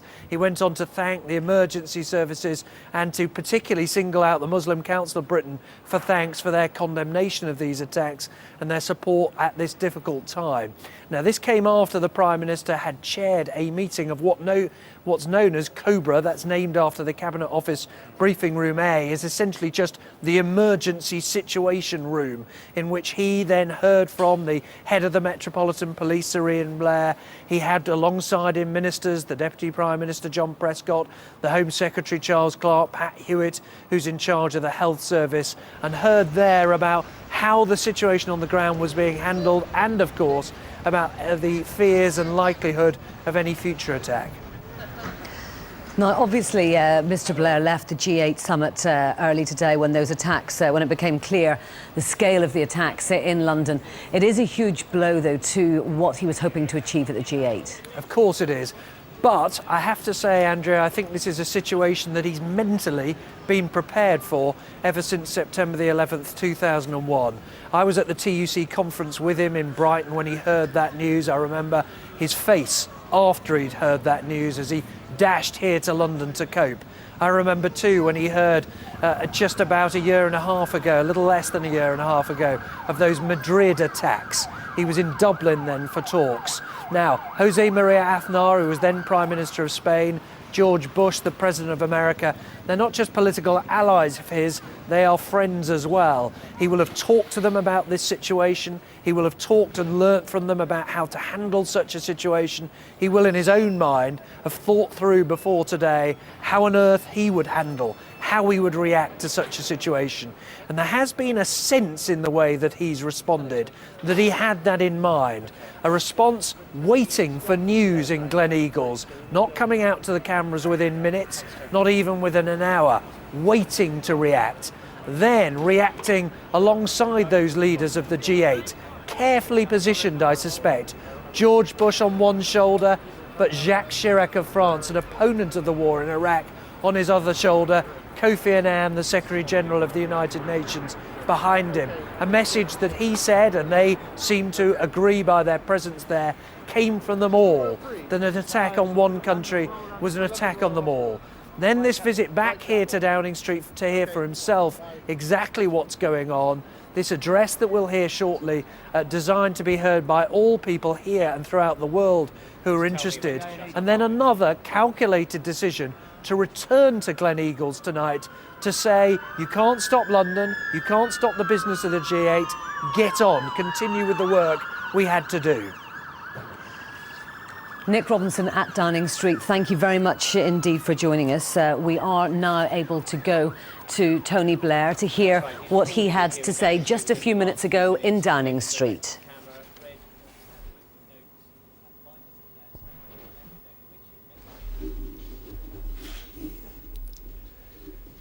This has been a most terrible and tragic atrocity that has cost many innocent lives. I've just attended a meeting of the government's emergency committee, received a full report from the ministers and the officials responsible. There will be announcements made in respect of the various services. In particular, we hope the underground, insofar as is possible, and rail and bus services are up and running as swiftly as possible. I would like again to express my profound condolences to the families of the victims and to those who are casualties of this terrorist act. I would also like to thank the emergency services that have been magnificent today in every respect. There will, of course, now be the most intense police and security service action to make sure that we bring those responsible to justice. I would also pay tribute to the stoicism and resilience of the people of London who have responded in a way typical of them. In addition, I welcome the statement that's been put out by the Muslim Council of Great Britain. We know that these people act in the name of Islam, but we also know that the vast and overwhelming majority of Muslims here and abroad are decent and law-abiding people who abhor this act of terrorism every bit as much as we do. It is through terrorism that the people that have committed this terrible act express their values. And it's right at this moment that we demonstrate ours. I think we all know what they're trying to do. They're trying to use the slaughter of innocent people to cow us, to frighten us out of doing the things that we want to do, of trying to stop us going about our business as normal as we're entitled to do. And they should not and they must not succeed.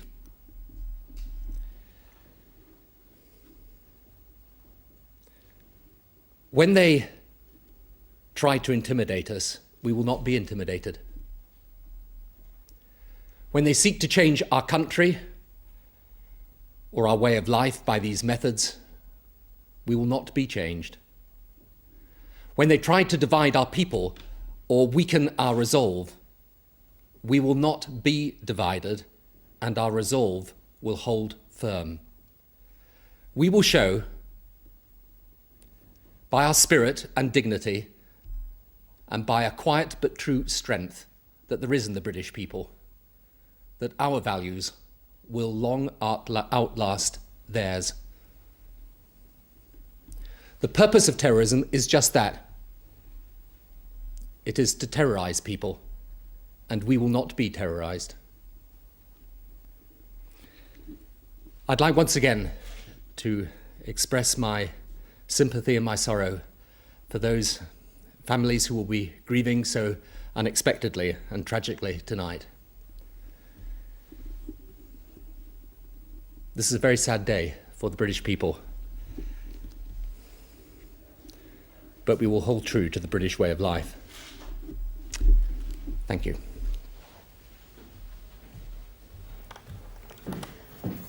Well, Tony Blair there may have known in his heart since September the 11th that a terrorist attack in Britain was, if not inevitable, then very likely after the events in Afghanistan and in Iraq. But he certainly looked shaken today in Gleneagles when he made that first speech, and again in Downing Street. He began by talking of his profound condolences to the families of the victims. He thanked the emergency services, and he talked about the stoicism and the resilience of the people of London. Yeah, he described it as a tragic atrocity, and he said, I think we all know what they are trying, that they are trying to use slaughter of innocent people to cow us and to frighten us. They should not and must not succeed, he said.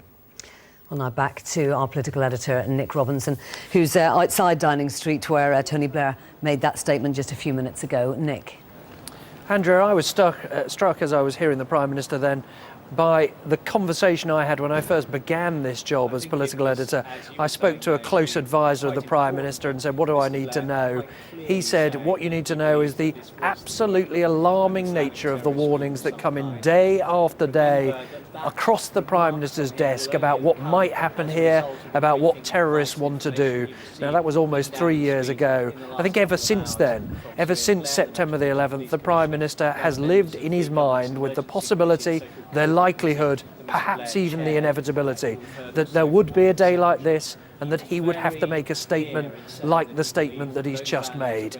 As I was saying before we heard his words, he's also, of course, lived through it, through the experiences of Madrid and the experiences of New York and Washington. He's lived through it by talking to his friends George Bush and Jose Maria Aznar, political allies who've gone through similar experiences. So in a sense, that was a speech clearly written in the shock of what he's heard today, but a speech written in his head in recent months and recent years, as he's tried to think, what would we do? How would we react? Today he knows. Indeed, today is our day. Nick Robinson of Downing Street, thank you very much. A reminder now of the latest developments this evening. More than 30 commuters have died after 4 explosions in the London rush hour. The police have confirmed at least 33 people have been killed in the blasts. All the confirmed dead died during the explosions in the Underground. An explosion also ripped through a bus at Tavistock Square. Police say they don't know how many people died in that blast. The highest number of deaths, 21, were on an Underground train travelling from King's Cross to Russell Square station. 7 people were killed by the explosion in a tunnel near Liverpool Street. And 5 people died at Edgware Road in northwest London. Police say they received no warning before the attack. Security experts say it has all the hallmarks of the Al-Qaeda network.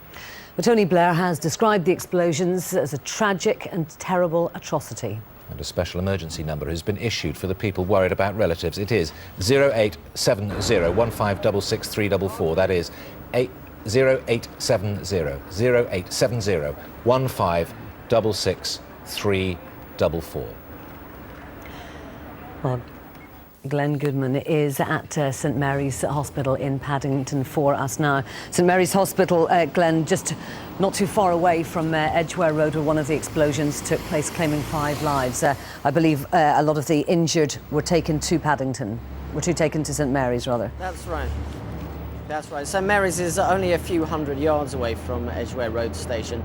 The emergency teams here were alerted around about the time that the Edgware Road blast happened. They've got a system of emergency text messages, so they were texted and they were able to prepare their emergency teams for the injured people who were going to come.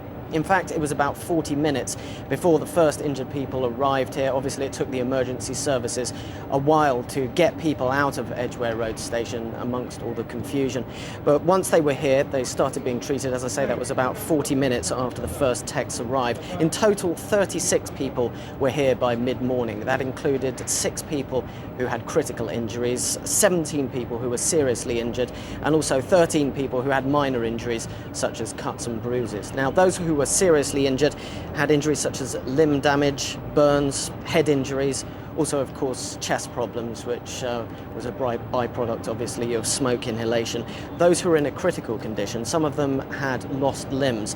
Now, it was suggested at some point that they might be moved to a specialist unit elsewhere, but I've spoken to St Mary's. They say that's not the case, that in fact they have all the facilities that they need here to deal with all the injuries that have been brought to them. The hospital, they say, is coping very well. They've got about 3,500 staff on, they've got 1,500 nurses and around 300 or 400 doctors here. I spoke a short while ago with a lady who'd come in. She was very upset. She'd come in to visit a friend of hers who was injured quite badly in the Edgware Road blast. She said that her friend had serious eye injuries, but nonetheless she was relieved that it looked like her friend was going to pull through, she said.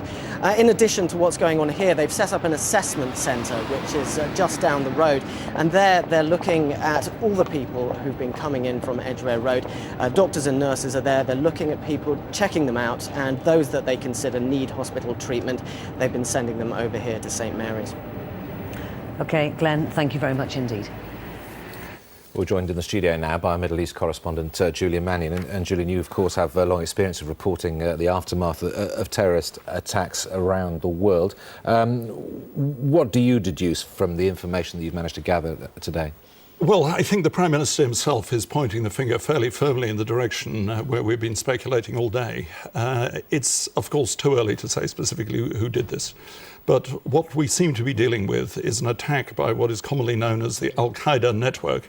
It may be less a network than, if you like, an inspiration for these really horrific deeds, but an action really along the lines of what took place in Madrid on March 11th last year, a deliberate attack on the transport infrastructure, a multi-pronged attack to cause the maximum effect with the clear objective of killing and maiming as many civilians as possible. It's as immoral as that.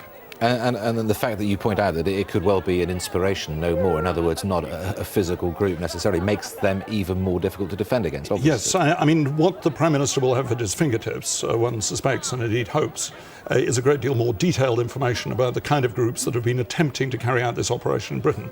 It's significant, for example, that the one statement of responsibility we've had today, which may or may not be authentic, but which comes from an organisation which calls itself the secret organisation of Al-Qaeda Al-Jihad in Europe, Al-Jihad being, of course, the Holy War, that this organisation speaks in glowing terms of the great difficulties that had to be surmounted in order to get people in here to carry out this attack.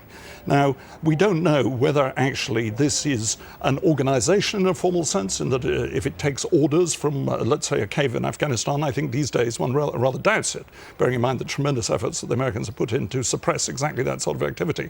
I'm talking about Osama bin Laden and his acolytes.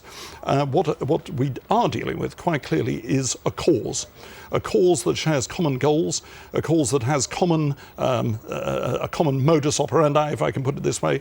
Above all, a cause really based on hatred and revenge. It's hatred of what they call the Crusader governments. Unfortunately, our government is identified by them as a Crusader government for its actions in Afghanistan and Iraq. And the revenge is for what they claim is the killing of Muslims in those countries and the unjustified assault, in their eyes, on Afghanistan and in particular on Iraq, the war that's continuing to this day. So we are really dealing with what we had feared, it seems to me.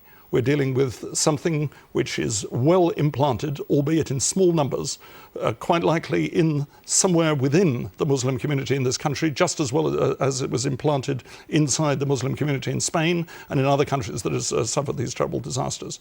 I'm not by any means branding the majority or anything like the majority, but somewhere here in this country are cells of people who have been willing to carry out this really ghastly atrocity. As we're speaking, Julian, Tony Blair has just gone into New Scotland Yard. Are we saying that there are operatives, Al-Qaeda operatives, sleeping in this country, sleeping cells, so-called sleeping cells, or are their movements so difficult to track we don't really know where they are, where they're coming from? I'm afraid there's one truism about terrorism which must apply in this case. It is not a simple matter, particularly with the security forces doing everything they possibly can to prevent this. It is not a simple matter even to assemble the number of people and the relatively small quantities of explosive that would be needed to carry out this attack and to do it in the coordinated fashion that they appear to have shown today. We are dealing with an international organisation or an international cause, let me put it that way, which has its tentacles somewhere inside Britain. You, of course, have seen the aftermath of evidence of suicide bombers. Would you say, looking at the pictures we've seen today of the bus, for example, is that consistent with a suicide bomber? Horrifically, terribly consistent, I'm afraid to say. I mean, when I saw the picture of this bus, you know, I've covered quite a few suicide bus bombings, as they are glibly known in Israel, and it really could have been just a flashback to what I've seen on those occasions. We don't, of course, know. There is some speculation that this particular bomber on the bus may have been carrying the bomb somewhere else, or alternatively that it may have been a bomb that was placed there and then set off by remote control. We simply don't know. What we do know is the effect. The effect is what we've seen in Israel and indeed in other places when this horrific technique, which is aimed, let's call it by its name, it's aimed at murdering the maximum possible number of civilians in the easiest possible way for this deeply cynical and, one must say, wicked group of people. Because of the kind of groups, the kind of people that you've been describing carrying out these kind of atrocities, it is difficult for the security services to track them, as we've already discussed. But they do that sometimes by the websites, by chatter. Is that what MI5, MI6 will be doing on a daily basis here in this country? Well, I mean, you can take that as read. The surveillance of websites, and I mean, one rather suspects there's a sort of war, a secret war of the websites going on, to which we're not privy of the real mechanics.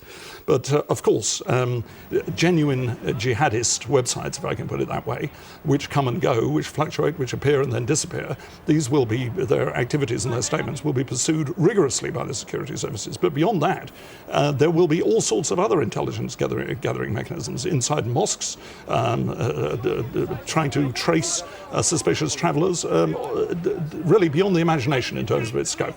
The problem is that to do this, you have to have a bit of local support, you have to have the explosives, but you actually have to have quite a small number of really determined people, and it is very difficult to track these people down until they've carried out this kind of horrific act.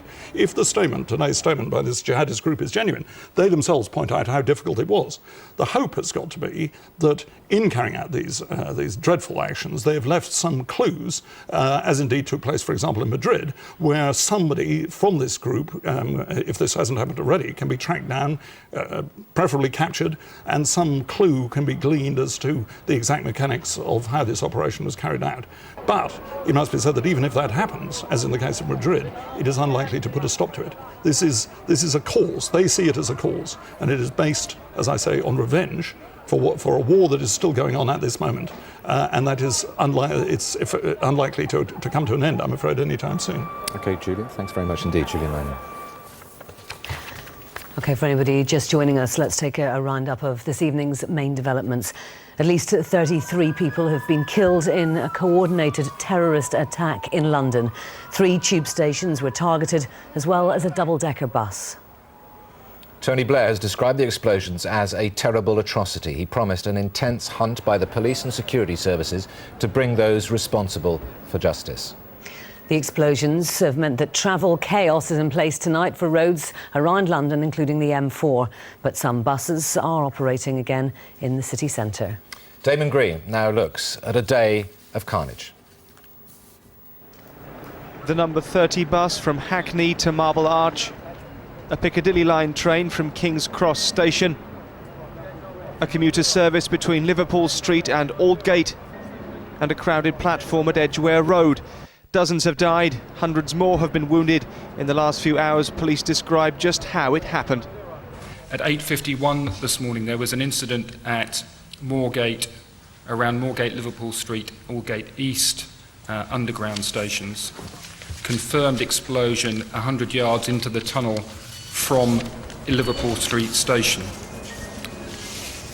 It was believed that the train involved is either a central or a circle line train, and there are 7 confirmed fatalities in that incident. I work behind the building around the first floor, and there was a big shake. The building shook, so we're like, what the hell's going on? We went to the side of the building, we look out the window, and we see black smoke billowing out of Aldgate Station. So I went outside, and I went to the front, you see black smoke billowing out the front of the station as well. People are coming out, and they're covered in grease, they're covered in grease, they're covered in soot, and some people coming out covered in blood. At 8:56 this morning, at the King's Cross Russell Square incident, again, 21 confirmed fatalities in that particular incident. There's flashes of light on the side of the tube carriage. Smoke immediately billowed into the carriage. It filled it.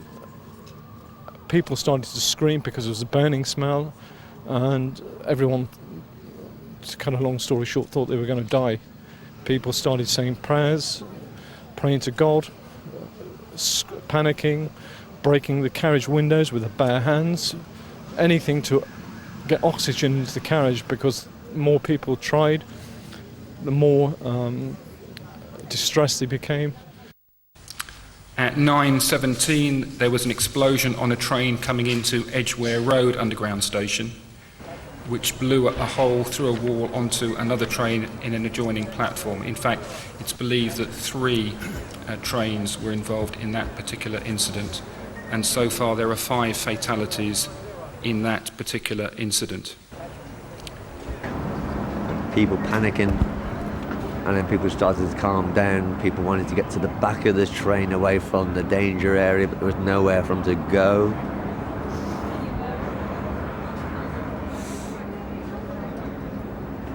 And then they took us off the train and made us walk all the way back past it all. Dead bodies on the tracks, train blown open.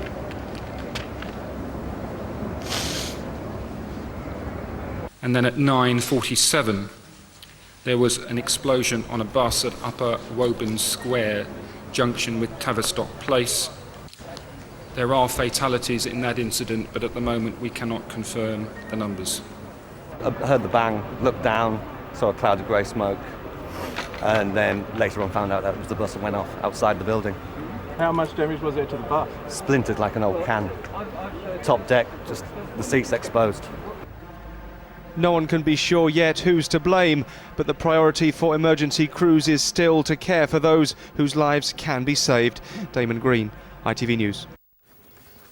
Well, we can speak now to the former mayor of New York, Rudy Giuliani. He joins us from Westminster. Rudy Giuliani, you were near the scene of one of the blasts. That must have resonated, the experience must have resonated with you more than most of people in London today.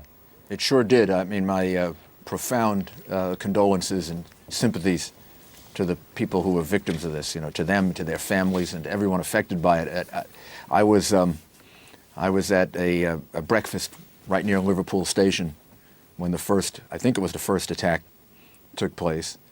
The first report that we got was that it was possibly an accident or a device, meaning a bomb, and then when the second happened, it was clear that it was an attack.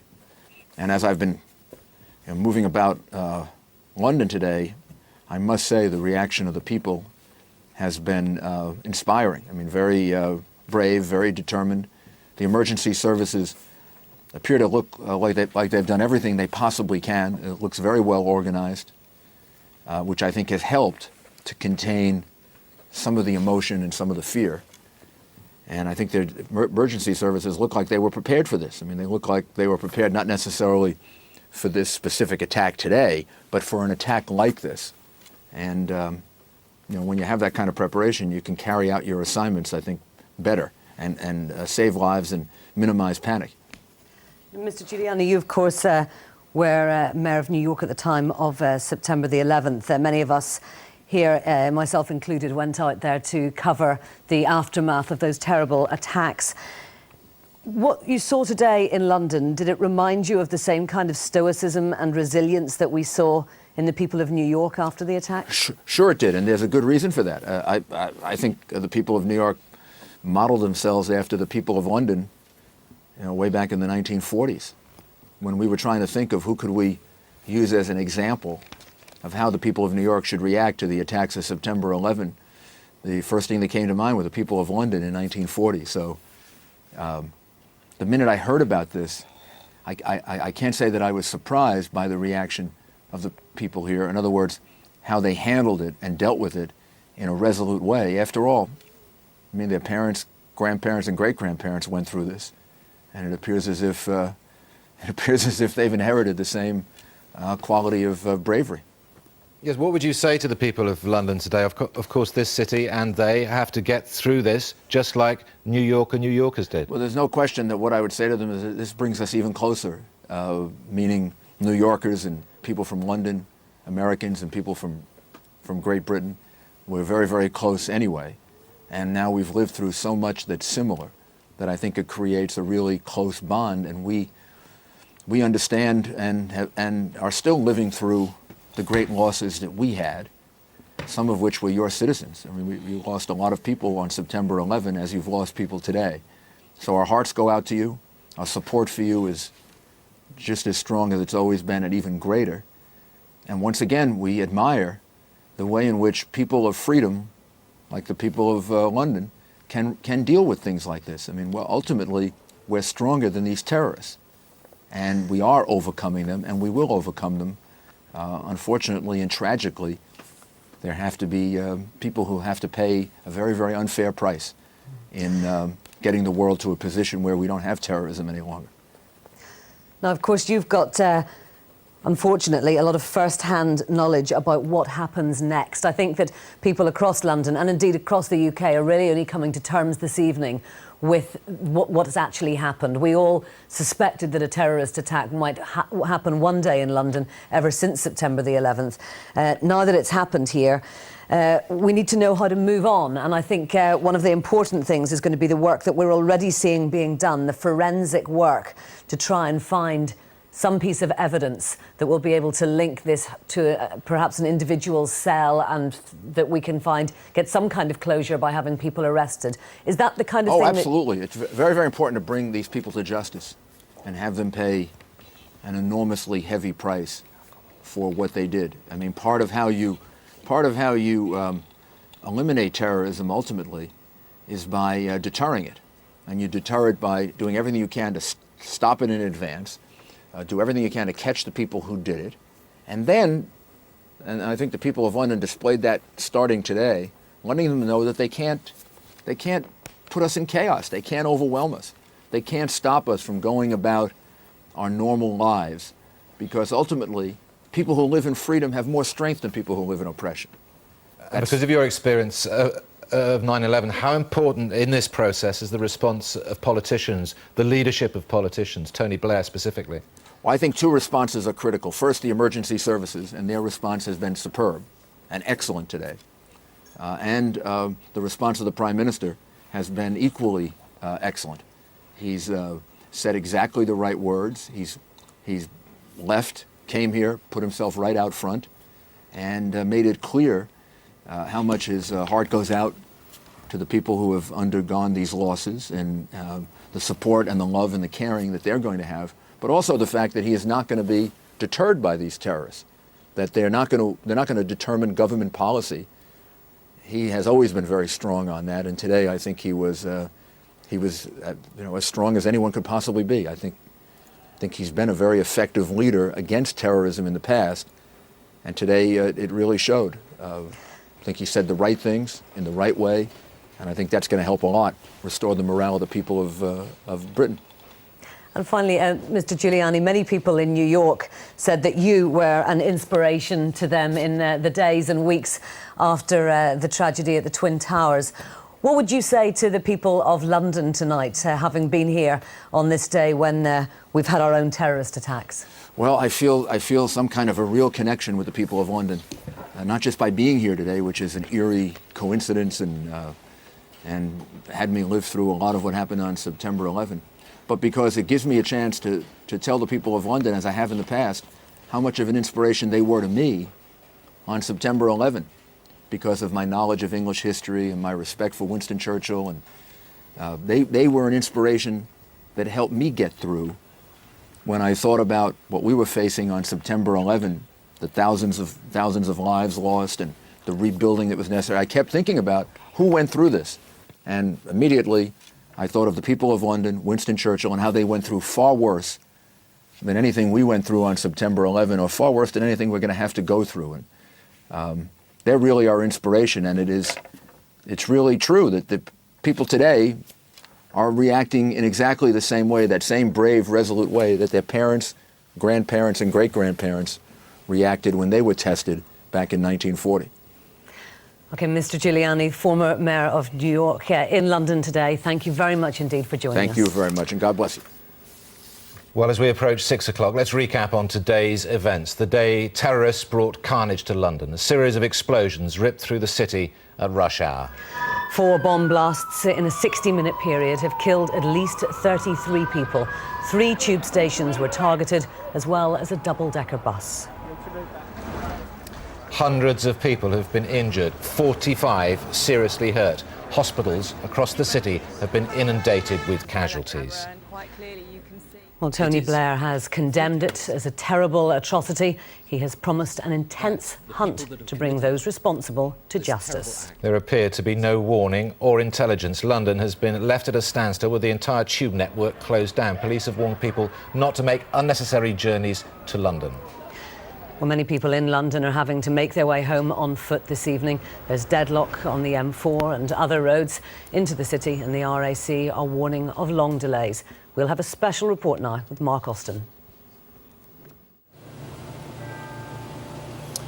Good evening from the heart of London. 24 hours ago, I was standing right here celebrating one of the greatest days in the history of this city. Tonight, we're reporting on one of its darkest, the day London came under terrorist attack. I need you to move this way, please, as quick as you can. People started saying prayers, praying to God. They struck in the rush hour, targeting London's commuters on this bus and on several underground trains. A tactic designed to cause maximum casualties and disruption. It was the deadly attack this city had been dreading. Dead bodies lay by the side of the tracks. Terrible.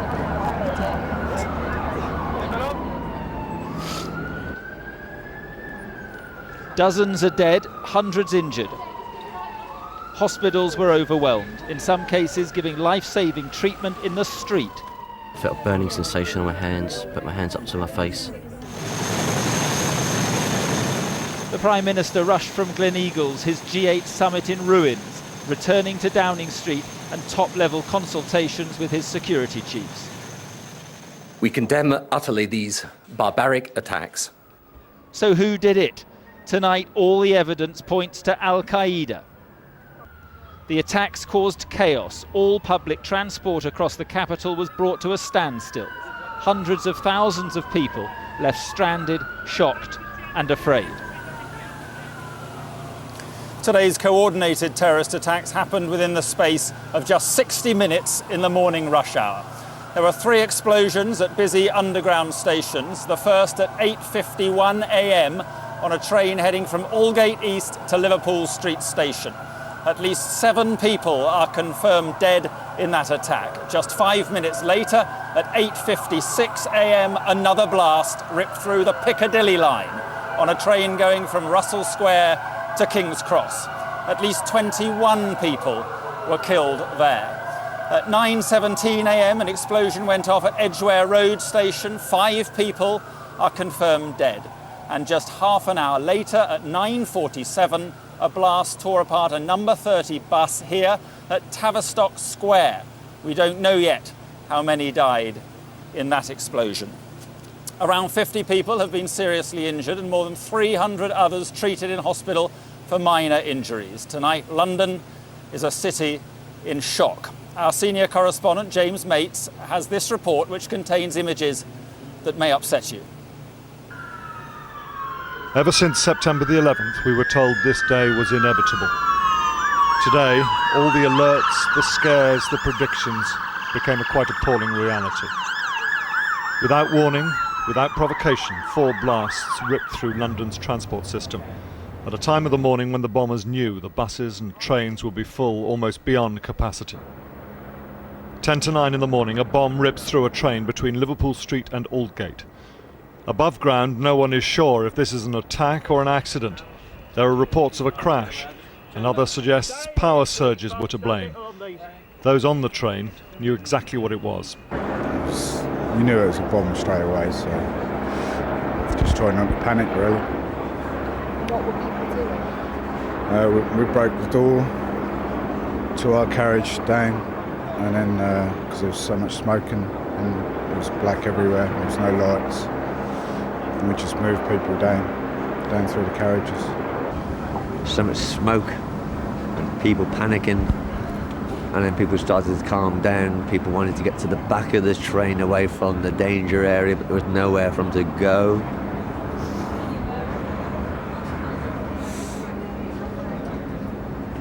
And then they took us off the train and made us walk all the way back past it all. Dead bodies on the tracks, train blown open.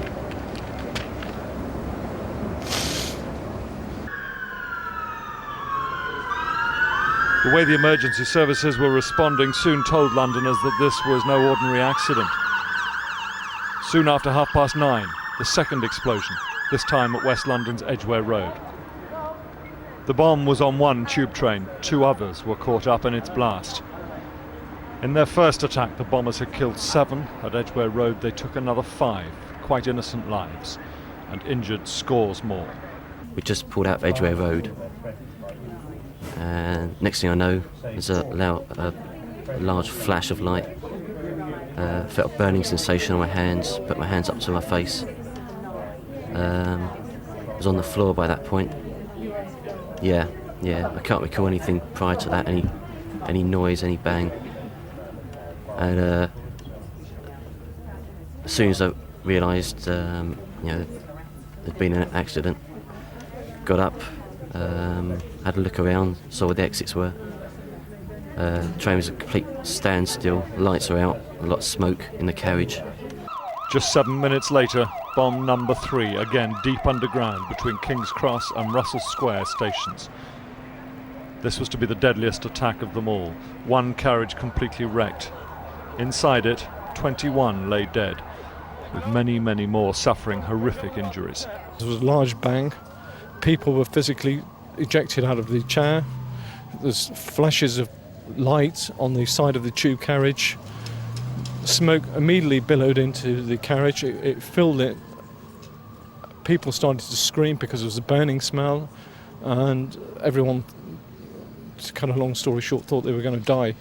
People started saying prayers, praying to God, panicking, breaking the carriage windows with their bare hands, anything to get oxygen into the carriage, because more people tried, the more distressed they became. I saw this silver lines across my face, which I believe was the glass, and this yellow flash, and then I was being twisted and thrown to the ground. I had no idea what happened. There was a rushing sound, and there was just total darkness.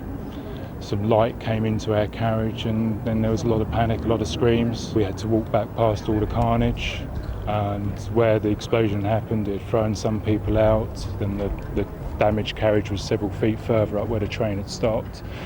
There was one body under some of the metal sheeting that wasn't moving. He's had his trousers blown off. There was a couple of others who were had their clothes stripped from them as well, but just about moving on the track.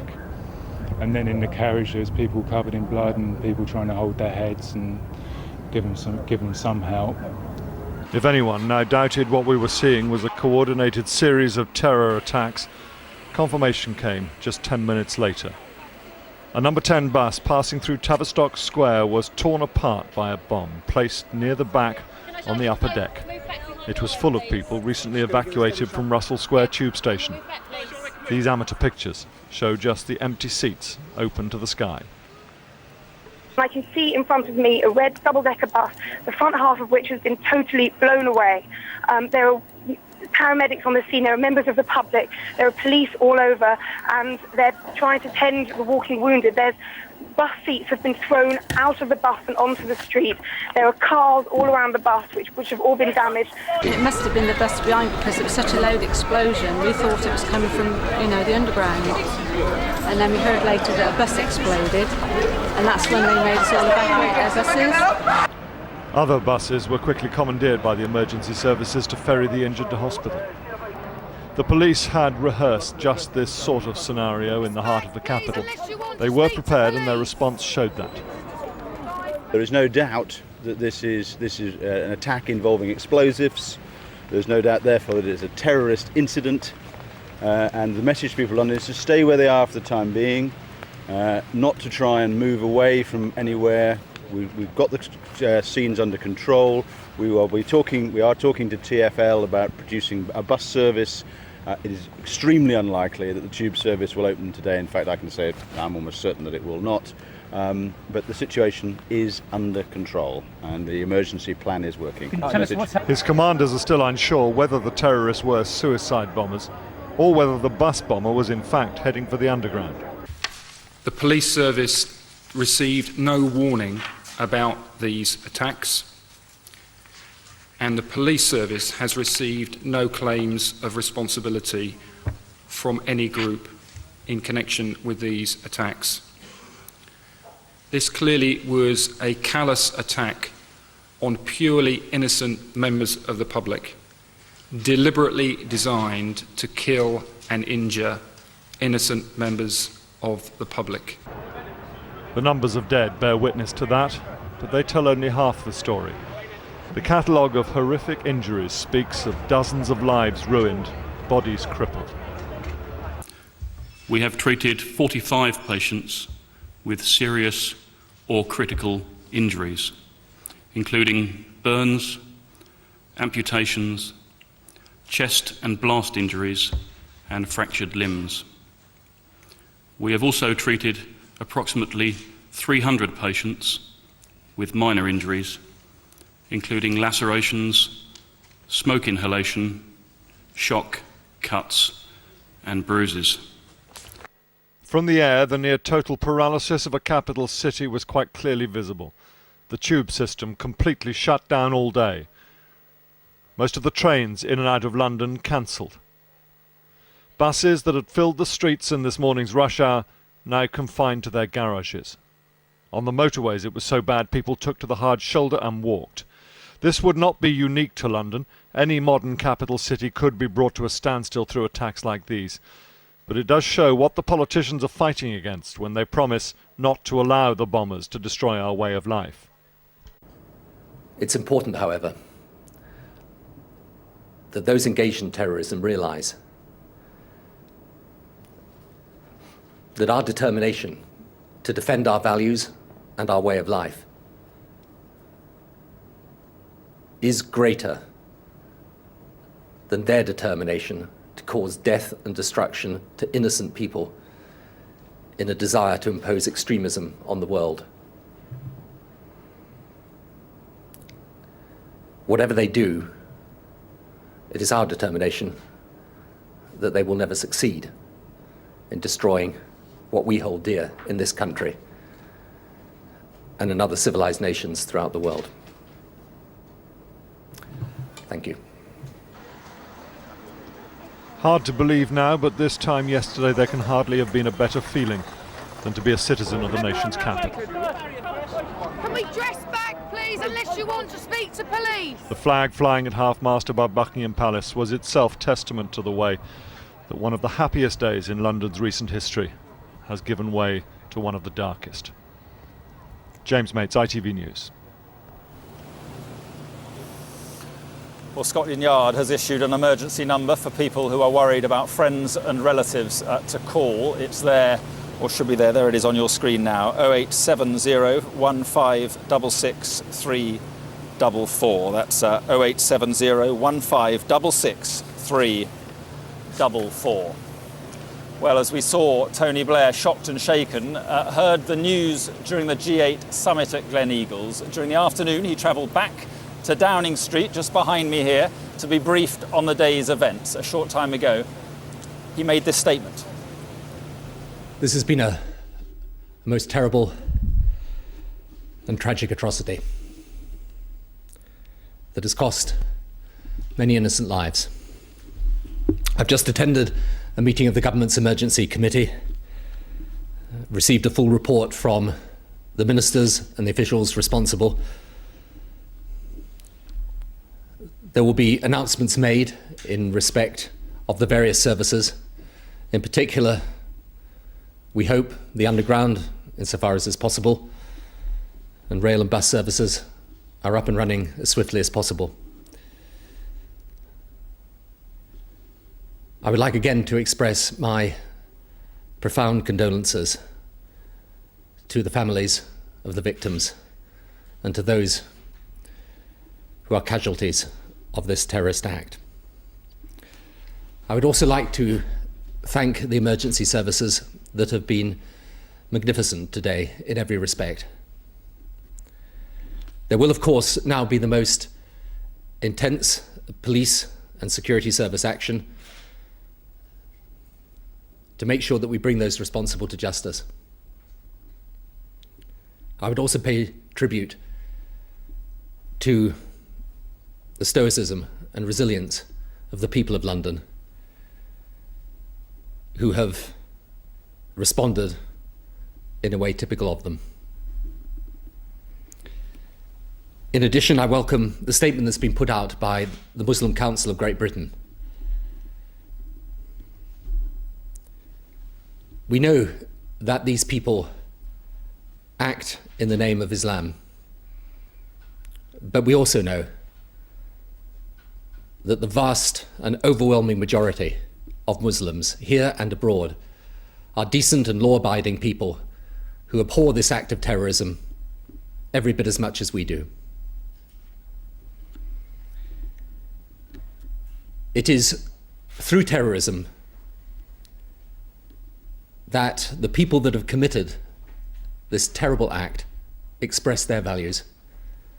And it's right at this moment that we demonstrate ours. I think we all know what they're trying to do. They're trying to use the slaughter of innocent people to cow us, to frighten us out of doing the things that we want to do, of trying to stop us going about our business as normal as we're entitled to do. And they should not and they must not succeed.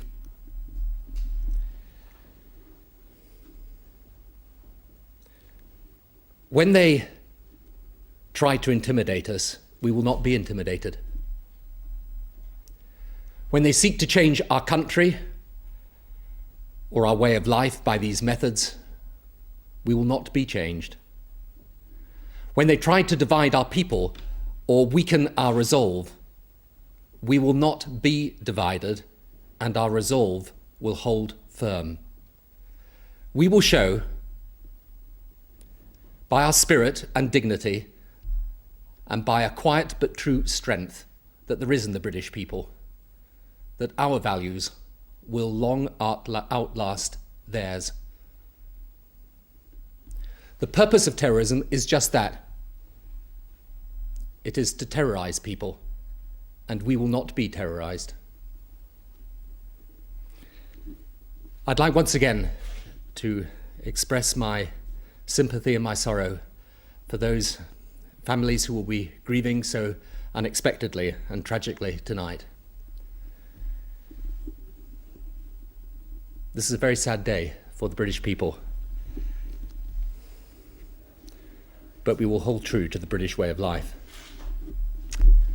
Thank you.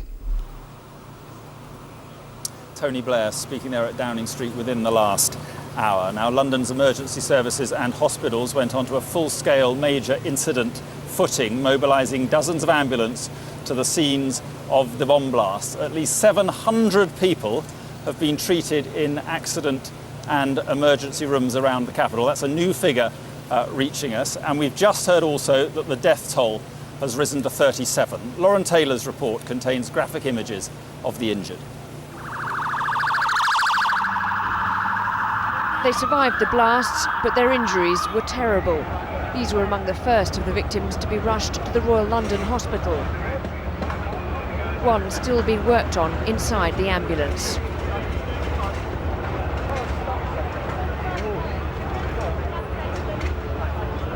Several are in critical condition.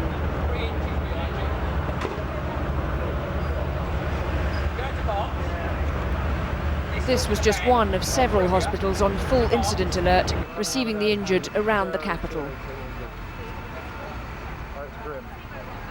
Make sure the road is clear for vehicles, thank you! Everywhere staff rushed to help as emergency procedures swung into action. It was now about coping not just with large numbers of victims, but the particular injuries caused by the explosions. The injuries are mostly burn injuries with bony deformities, bony injuries associated with blast. All of that group, I think, also have airway problems in that there are burn injuries to the airways. For these patients, treatment on the pavement. This is Great Ormond Street Hospital, which has no accident and emergency department, but was one of the closest to the site of one of the explosions. All planned operations were cancelled as staff tended to those who'd been in the terrorists' path. Elsewhere, buses, which had so recently been targets, had become makeshift ambulances. And for several hours, helicopters were used to airlift some victims to hospital and help reach the most seriously wounded at the scene. Today we mobilised a total of 18 doctors to the incidents that occurred throughout London, where we were able to provide intensive care at the scene of the incident and deal with the injuries that patients had while they were actually trapped in the wreckage of the vehicles and in the tube. For those who were lucky to come out of hospital quickly, a moment to relive the horror of what happened. I was on the carriage, there was a huge explosion in my carriage. Smoke filled the place, train stopped, darkness everywhere, people screaming. We were all sort of panicking because of the smoke as well, we didn't know what had happened, so a few of us kicked down one of the doors, and were sort of thinking about jumping down, but we didn't know if the tracks were still alive or not. So nobody knew what was going on. People were trying to get out of the train as quickly as they could, and people were smashing the doors with their feet. And then I don't know how long we were down there for, but yeah, people were getting their faces absolutely covered in black soot and all under their noses and everything. And hospitals have been rehearsing for large-scale terrorist incidents. This time they were dealing with the reality of coordinated attacks in several areas. This is probably the most major we've had in recent years. There have been other major incidents that we've dealt with in the past, but we are coping. We are not overwhelmed. Tonight, more of those who suffered minor injuries were allowed to leave hospital. A chance for the reality to sink in and to reassure anxious relatives. Lauren Taylor, ITV News. Well, let's get the latest now from one of the hospitals which has been receiving many of the injured, the Royal London, close to Aldgate Tube Station, just a little way to the east from here. Tim Ewart is there. Tim. Yes, Mark, the latest situation here is that 24 patients remain in the hospital. 7 are in critical condition, and we have this afternoon had one fatality. No identification on that person, nor have we been told whether it was a man or a woman. But one patient has died in the last couple of hours within the hospital. Earlier on today, nearly 200 people were brought here in quite extraordinary scenes. It's very, very close to Aldgate East Tube Station and just down the road from the city, not very far from Liverpool Street Station. We saw patients being brought in not only in a fleet of ambulances but also in double-decker buses, people in bandages, people wrapped in insulating material to keep them warm, to keep the shock down. And doctors have been treating a range of injuries, the most serious of blast injuries. These are mostly broken bones. We've also had this afternoon a lot of patients leaving. The walking wounded have been leaving in increasing numbers here, people with mainly cuts and bruises, problems with smoke inhalation. And round the back of the hospital there's been a line of ambulances waiting to take them home. But the latest figures, as I say, 24 remain in this hospital, 7 in a critical condition. Tim Ewart, thank you very much indeed for that update. Well, the attack, which claimed the largest number of lives, was on a Piccadilly line train deep below street level in the tunnel between King's Cross and Russell Square station. The explosion took place in the rear part of the train. The emergency services led survivors and the injured through the tunnels past the bodies of those killed. Lawrence McGinty reports. The front line of the war on terrorism came to King's Cross Station this morning. Commuters became unwilling pawns on the battleground as they were forced out into the open by the explosion on the Piccadilly line train almost beneath their feet as they fled the scene. I was on the train underground and there was a huge bang, flash, and then the train came to a grinding halt and filled with acrid smoke and dust. But amazingly, there was no panic. Everyone remained very calm and sensible. And we just waited until someone came along and managed to prise the doors open, and we walked back along the track. Suddenly, it was a massive explosion, really big. People screamed, lights went out in all the carriages, it was filled with smoke. The train was packed at the height of the rush hour. Even those that escaped were visibly shaken. The Piccadilly line train left King's Cross, a busy commuter station, on its way south to Russell Square. Hundreds of commuters, maybe 900, were on board. It pulled out from King's Cross station, and at 8:56, just a couple of minutes later, an explosion ripped through a carriage. It was almost 30 minutes before police reached the train to lead people to safety. Victims from the front carriages walked past the dead and dying as they made their way back to the safety of King's Cross.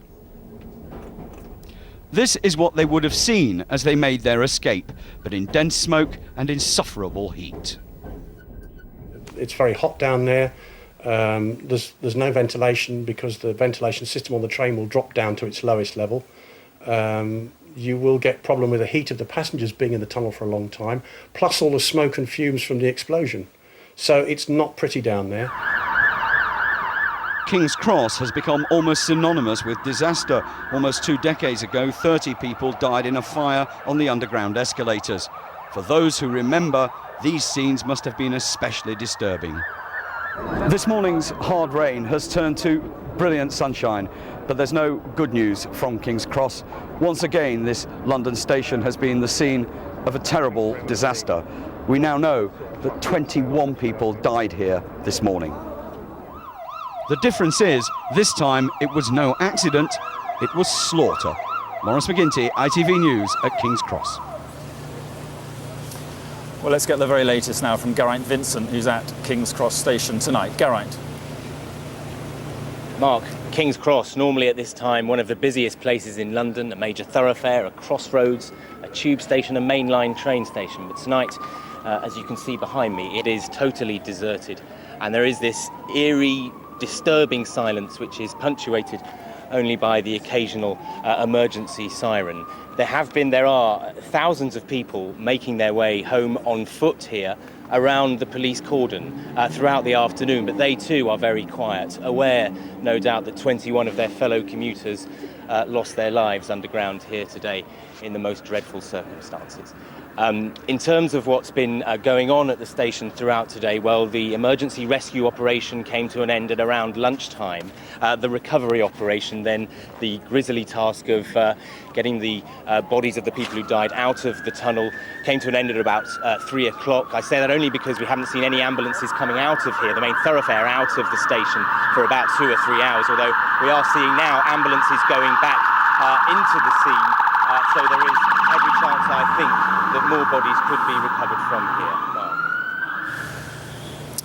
OK, Geraint Vincent, thank you very much for that. At least 7 people were killed in the explosion on the train close to Liverpool Street Station in the city and Aldgate Station. Ben Scotchbrook is there for us this evening. Ben. Mark, as you say, I'm in Aldgate, on the edge of the financial heart of our capital city, and this is where the terrorists struck first. Now, if you look here now, you can see that it looks like a very busy corner of London. That's a very recent development. The police cordon that's been in operation here for much of the day only recently lifted while they were left free to do the work they had to do. The first blast, as I say, to hit London went off at around 8:50 this morning as a train was going from Aldgate East over to Liverpool Street Station. The horrific consequence of that first blast, the sickening victory for the terrorists, if you like. 7 people dead, 10 seriously injured, and 100 so-called walking wounded. And we've heard already about how people had to walk along the train tracks past the carnage, past the ripped open carriage, past the bodies inside the carriage, past the bodies on the track around them. They then left the station as best they could, leaving from Aldgate Station away in the distance beyond the moving traffic. They also came out at Liverpool Street. That's where I spoke to one eyewitness who told me the horrific things that she had seen. And amazingly, she was still walking. She wasn't that badly injured. She was going to go to work for the day. Others, of course, needed medical help. And at one point, as we heard Tim Hewitt saying, he's at the Royal London Hospital. It's about a mile down Whitechapel Road here. There were people on double-decker buses wrapped up in those silver insulating blankets so they could get to the hospital, get to the doctors, get the medical help that they needed. Now, as I say, it's very busy here now, and thousands of people have been streaming past, obviously trying to get home. Buses are now running in this part of London, although others are really going to struggle to get home this evening. Many of them saying they'll come back to work tomorrow. Others have been told to stay at home. And what about other survivors you've seen there, Ben? What sort of stories have they been telling you? Stories that will haunt them and indeed people who hear them for the rest of their lives. Stories of simply going to work as they do every day, a bang going off, the train stopping, the lights going out, and then smoke seeping into the carriage, and a sickening wait while they had to wait for the underground staff to get to them. Obviously the tube line, the electricity had to be turned off as the underground staff then came to the carriages, helped people out of the carriages, and then along, as I describe, along the track, past the carnage, seeing their fellow commuters who weren't as lucky as they were, some being treated, some already dead, and then out into the open air to discover that it wasn't just one incident here, that this horrific attack was going on across London. OK, Ben Scotchbrook there, thank you very much indeed. And let's cross now to Edgware Road Station, the scene of the attack which claimed at least 5 people's lives. Romilly Weeks is there. Romilly. Well, Mark, at this one station alone, a total of 3 trains were affected. That's because the device was planted on one tube, but it was detonated precisely at the moment that 2 other tubes were passing. Was that coincidence, or does that suggest perhaps that the bomber was on the train and knew when to press the button in order to inflict maximum damage? That's what forensic scientists who are in the station behind me here now are trying to work out. We do know that there are 5 confirmed fatalities from here in Edgware Road, although one emergency services worker who I spoke to today suggested that there could be many more than that. He described hellish scenes underground. He said one carriage was almost completely ripped apart, and he said that he had to go along the track picking up body parts. If we can walk along here, you can see Edgware Road has been reopened. Earlier, it resembled a car park for emergency services vehicles. There were so many wounded that they had to set up an emergency treatment centre in the Hilton Hotel, which is just behind the flyover here. The other significant factor about this location is that we are just metres away from Paddington Green Police Station, which is the UK's highest security police station. That's where all the terrorist suspects are taken to be questioned. All the other locations where the explosions happened were much more central than here. Perhaps Edgware Road was also put on the terrorist list because of this police station right here. Romilly, thank you very much for that. Well, if you're just joining us now, we're on air with a specially extended programme with live coverage of today's terror attacks in London. At least 30 people have been killed in a series of coordinated explosions, 3 on the London Underground and 1 on a double-decker bus. An Islamist website posted a statement supposedly from Al-Qaeda claiming it was behind the attacks, but police said it was too early to tell who was responsible or if suicide bombers had been involved. Tony Blair, who returned to London from the G8 summit in Gleneagles, described the attacks as barbaric. Nina Hussain has the day's events. It was the sight we'd always feared. One eyewitness described the roof of this double-decker almost floating off in the explosion, a description which doesn't at all prepare us for the carnage left behind. I heard the bang, looked down, saw a cloud of grey smoke, and then later on found out that it was the bus that went off outside the building. This wasn't the first blast to rock the capital this morning, it was the fourth, but it was the most visible in the heart of central London in the middle of the rush hour. It came as the city was waking up to, reacting to, and getting used to the news that London, like New York, like Madrid, was in the midst of some sort of terrorist attack. And the target was inevitable. London's vulnerable tube network had finally been hit. People wanted to get to the back of the train away from the danger area, but there was nowhere for them to go.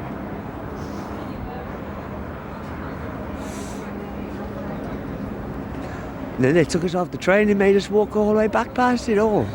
Dead bodies on the tracks, train blown open. You knew it was a bomb straight away, so just trying not to panic, really. People started to scream because there was a burning smell, and everyone, to cut a long story short, thought they were going to die. It's horrendous, just like a disaster movie. You just can't ever imagine being somewhere like that. Unimaginable scenes underground. Overground, the confusion, the fear and the casualties. These scenes repeated in 3 separate locations, 3 separate blasts. One picture of devastation. The situation is under control and the emergency plan is working. By 3:30, the city's key coordinators gathered for the press conference we never wanted to witness. This clearly was a callous attack on purely innocent members of the public, deliberately designed to kill and injure innocent members of the public. July the 7th, 2005 was the morning after the night before this city, this country was celebrating the day when someone somewhere must have known they were going to bring London's party to an abrupt and tragic end. Nina Hossain, ITV News in central London. Well, we could speak now to the former mayor of New York, Rudolph Giuliani, who is in London today, and I'm sure he knows what sort of day this has been. Thank you very much for joining us. Thank you. What is your reaction to what has happened here today? Well, my reaction is a great sense of sympathy and support for the people that have gone through this. I mean, having lived through this in my own city just a few years ago, I know how much pain this brings and how long it lasts. I mean, certain people unfairly and for no reason other than just being innocent citizens have been killed and harmed and hurt, and their families are going to have to live with this, and our hearts go out to them. But also there's a sense of real admiration for the people of London and the way in which they responded and their emergency services responded. You couldn't have asked for anything better in terms of, a resolute response. And I think that will stand them in good stead as they go through this. But it is clear, isn't it, that we are not winning this war on terror? Oh, I wouldn't say that. I wouldn't say that at all. I think that we have made a lot of strides against the terrorists. This is now 3.5 years later. We've had terrorist attacks, but we haven't had anywhere near the number that we thought we were going to have back on September 11, 2001.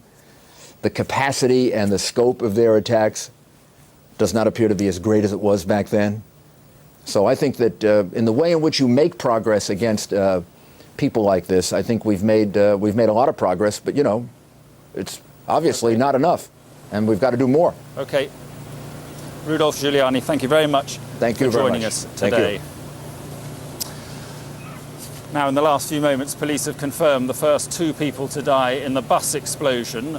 More on the bus and a little bit later on. But let's go now to Jonathan Wills, who's close to the scene of that bus blast, I'm told. Jonathan, what more can you tell us?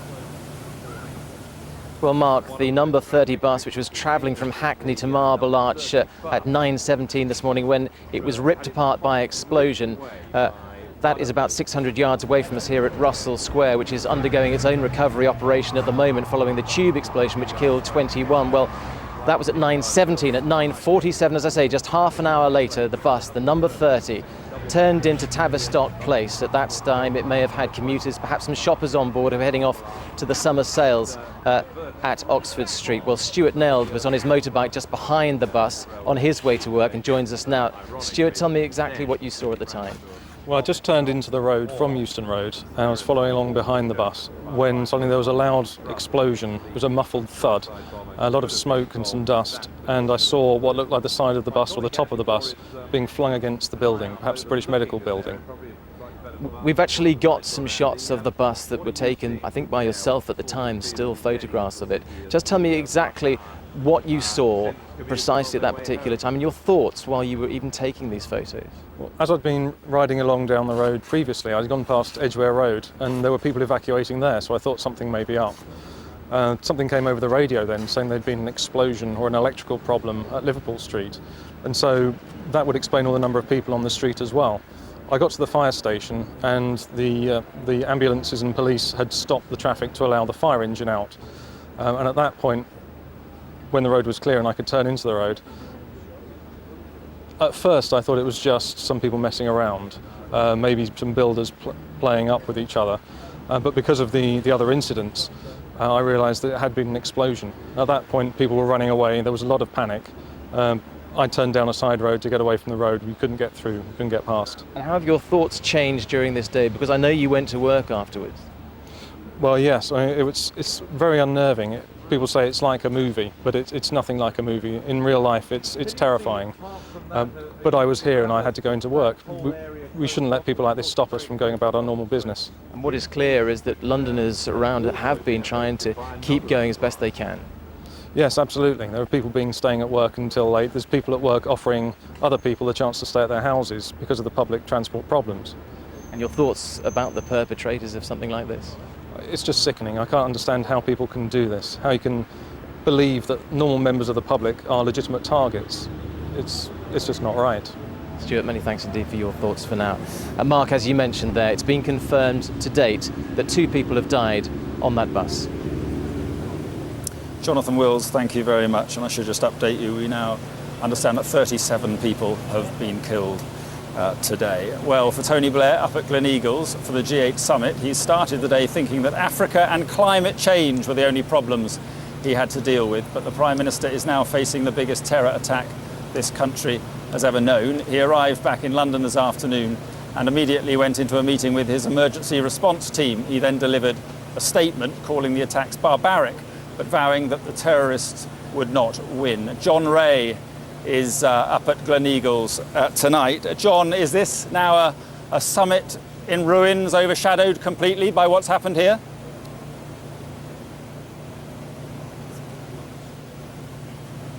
I'm sorry. We are now going to see a report from John Ray.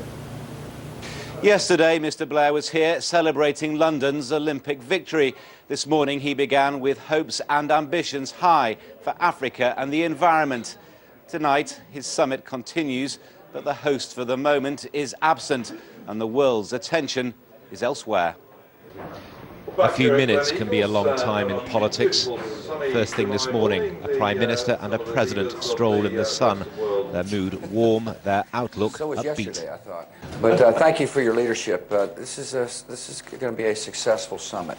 But even as they spoke, the first bomb had exploded. Mr. Blair was given the news by Downing Street aides. Moments later, as host of this summit, he emerged to greet his guests. The relaxed, easy atmosphere had vanished. Mr. Blair, tense and deep in thought. Inside, he briefed his fellow leaders. At this stage, details were still sketchy, but he had an anxious audience. Terrorism has touched each of these men in one way or another. The war on terror has at times divided them, but today those divisions were put to one side. The display of unity every bit as important as the words they'd agreed. We are united in our resolve to confront and defeat this terrorism that is not an attack on one nation, but on all nations, and on civilized people everywhere. The war on terror goes on. I was most impressed by the resolve of all the leaders in the room. Their resolve is as strong as my resolve, and that is we will not yield to these people. We'll not yield to the terrorists. Yet the terrorists forced Mr. Blair to abandon his summit for a time. He insists there'll still be deals on climate change in Africa, but today the world's most powerful men looked powerless, and that, of course, was the terrorists' intention. John Ray, ITV News, Glen Eagles. Our political editor, Nick Robinson, is at Downing Street tonight. Nick.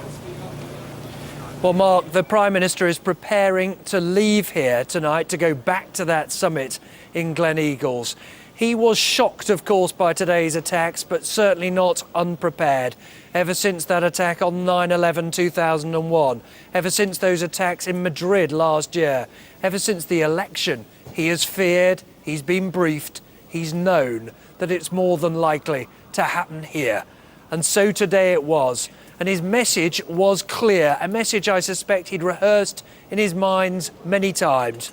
A message of condemnation, yes, a message insisting that although it was Islamic terrorism, it seems, although he didn't tell us how he knew, that many Muslims, the vast majority, he said, would condemn these attacks. A message, in effect, of business as usual, saying that he would go back to that G8 summit. And a message, too, saying that the values of terrorism would not defeat the values of Britain. Now, why did the Prime Minister come here? Well, partly to be seen, but partly to be briefed by ministerial colleagues. The Home Secretary, of course, in charge of the security operation, the Health Secretary in charge of the Health Service, and also the Transport Secretary.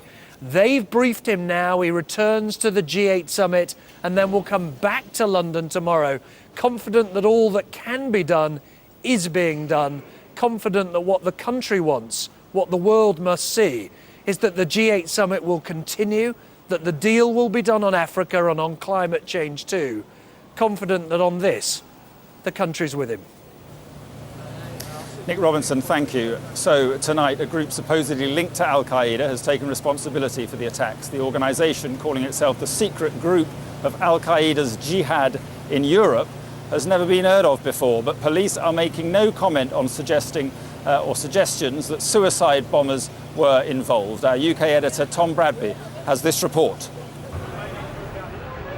For most of today, people have been simply too stunned to think of it. But as the night draws in, increasingly the question is likely to be, who could have done this to us?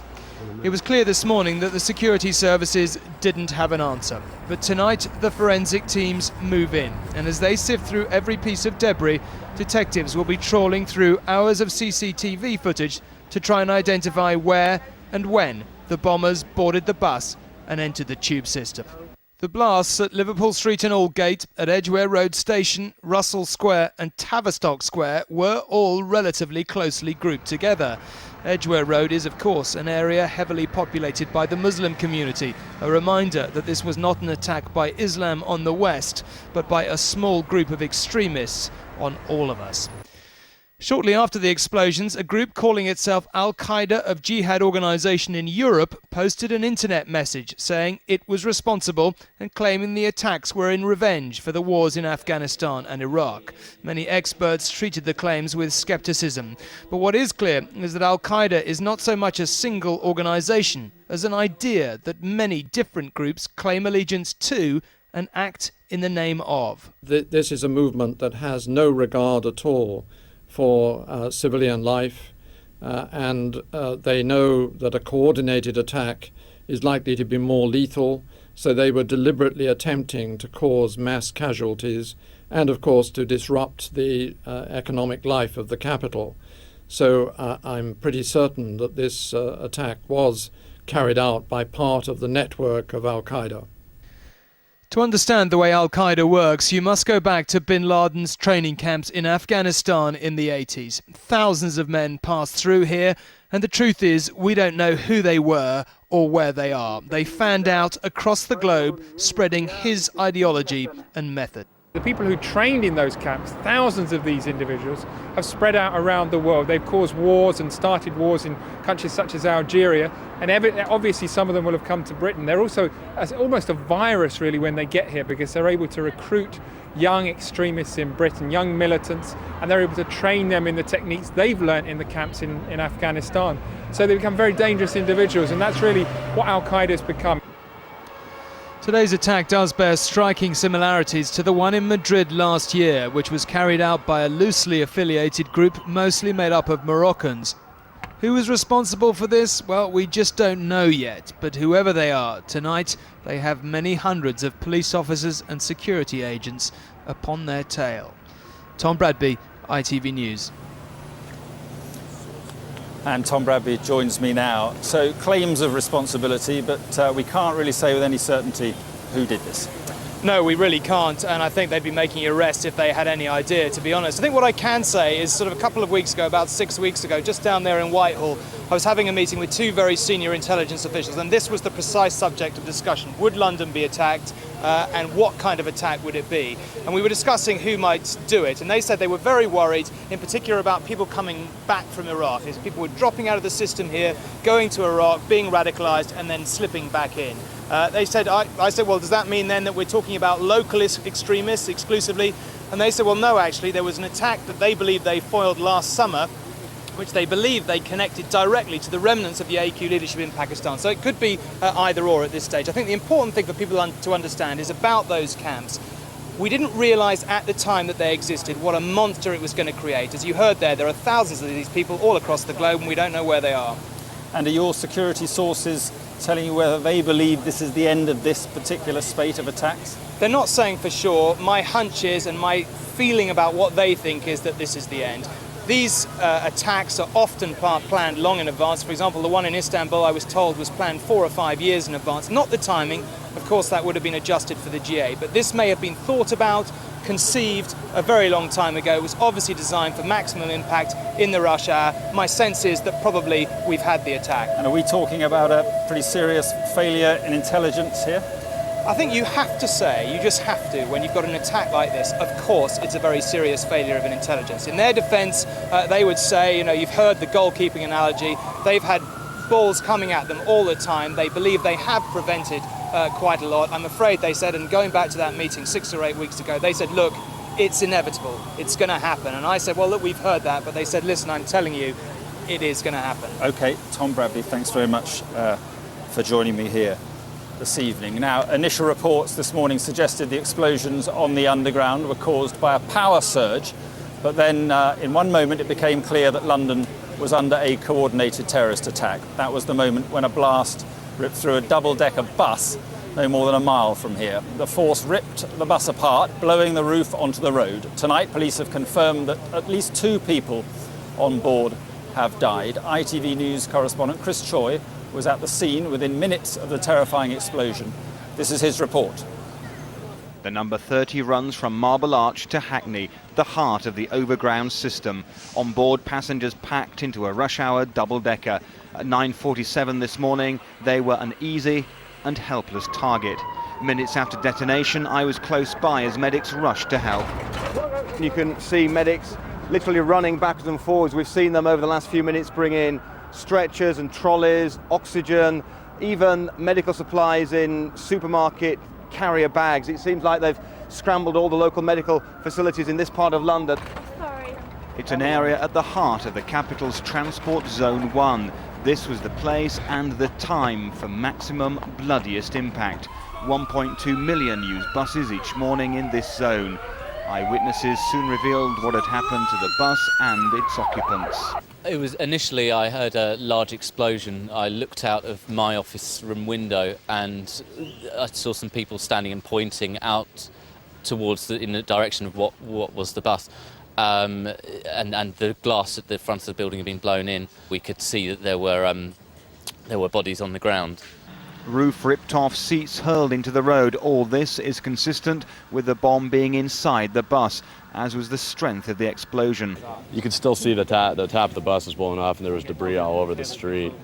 And people were just panicked on their cell phones trying to get a hold of their loved ones. What does this devastation tell us about the device and people behind the blast?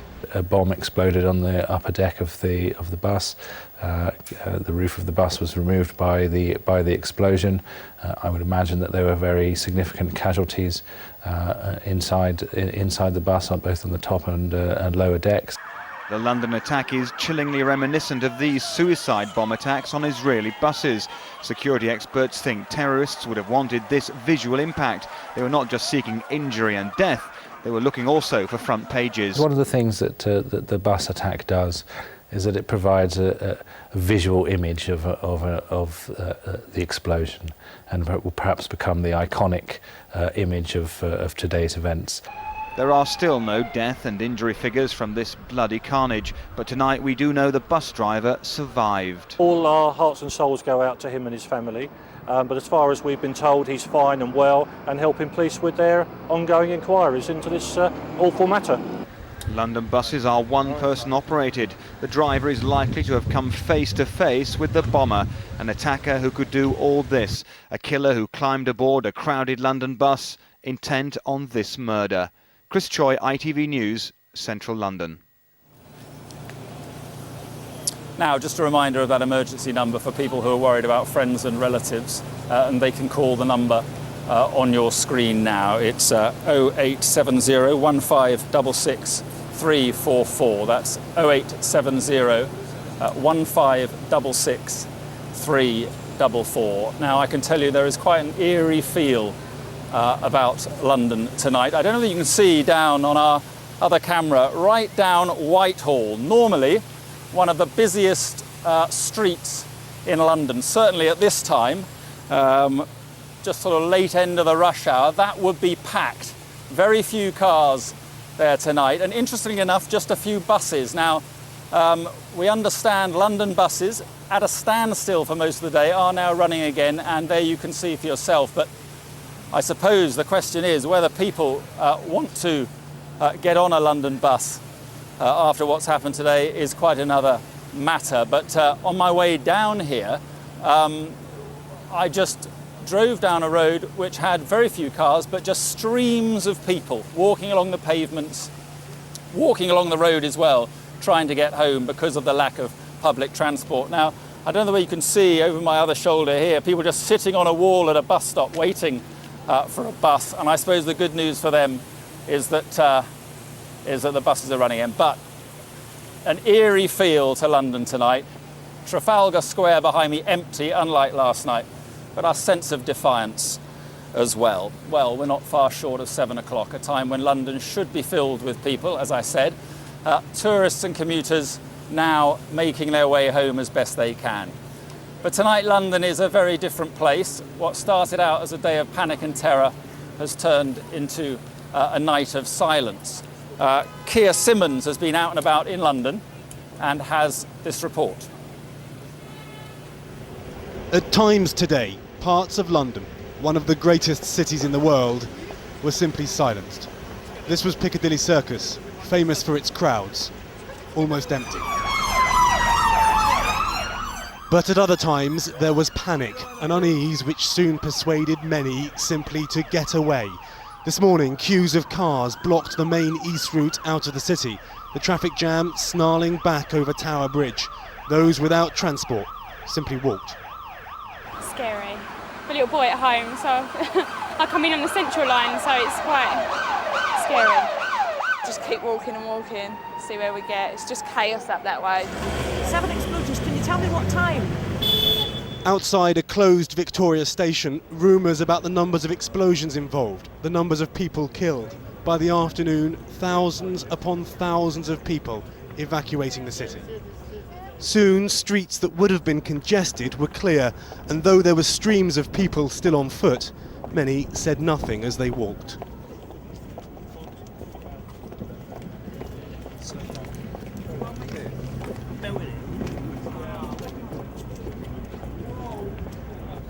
The London Eye was closed, and as I travelled through Covent Garden shopping centre at 4 o'clock this afternoon, I didn't see one shop that was open. Tonight, London is a city in shock, an empty place. Keir Simmons, ITV News, Central London. and those scenes of disruption and chaos are continuing tonight. Let's cross to Traffic Link, where we can see how the attacks are affecting the city. At London Bridge, we can see the last of those people who were already in London when the attack happened, making their way home tonight. Thousands of people have been steadily leaving the capital through the day. This is Liverpool Street Station, where 7 people were killed. On a normal day, the station would be teeming with people trying to get home. And King's Cross Station, where 21 people are confirmed to have died. The rescue operation ended at lunchtime there. And that's it from me for now. There's continuing coverage of this developing story on the ITV News channel. And join Trevor McDonald for a special programme tonight, which goes out on ITV1 at 9 o'clock. This city's been attacked before, and there is a defiant resilience among the people here. But after what happened today, London is a very different place, and Londoners are very different people. It's a city that has always been vulnerable, but which feels its vulnerability tonight, perhaps more than ever.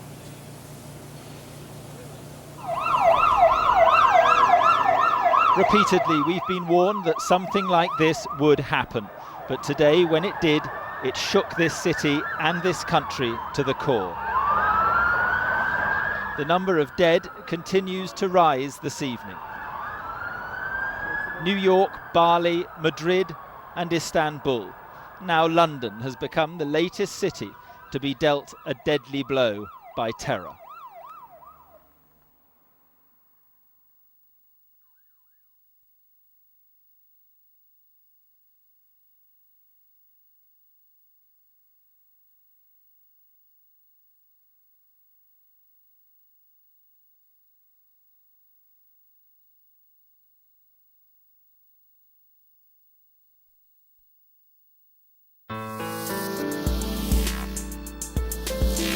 Due to today's events in London, there are several changes to the schedule, including an ITV News special. That's at 9 o'clock.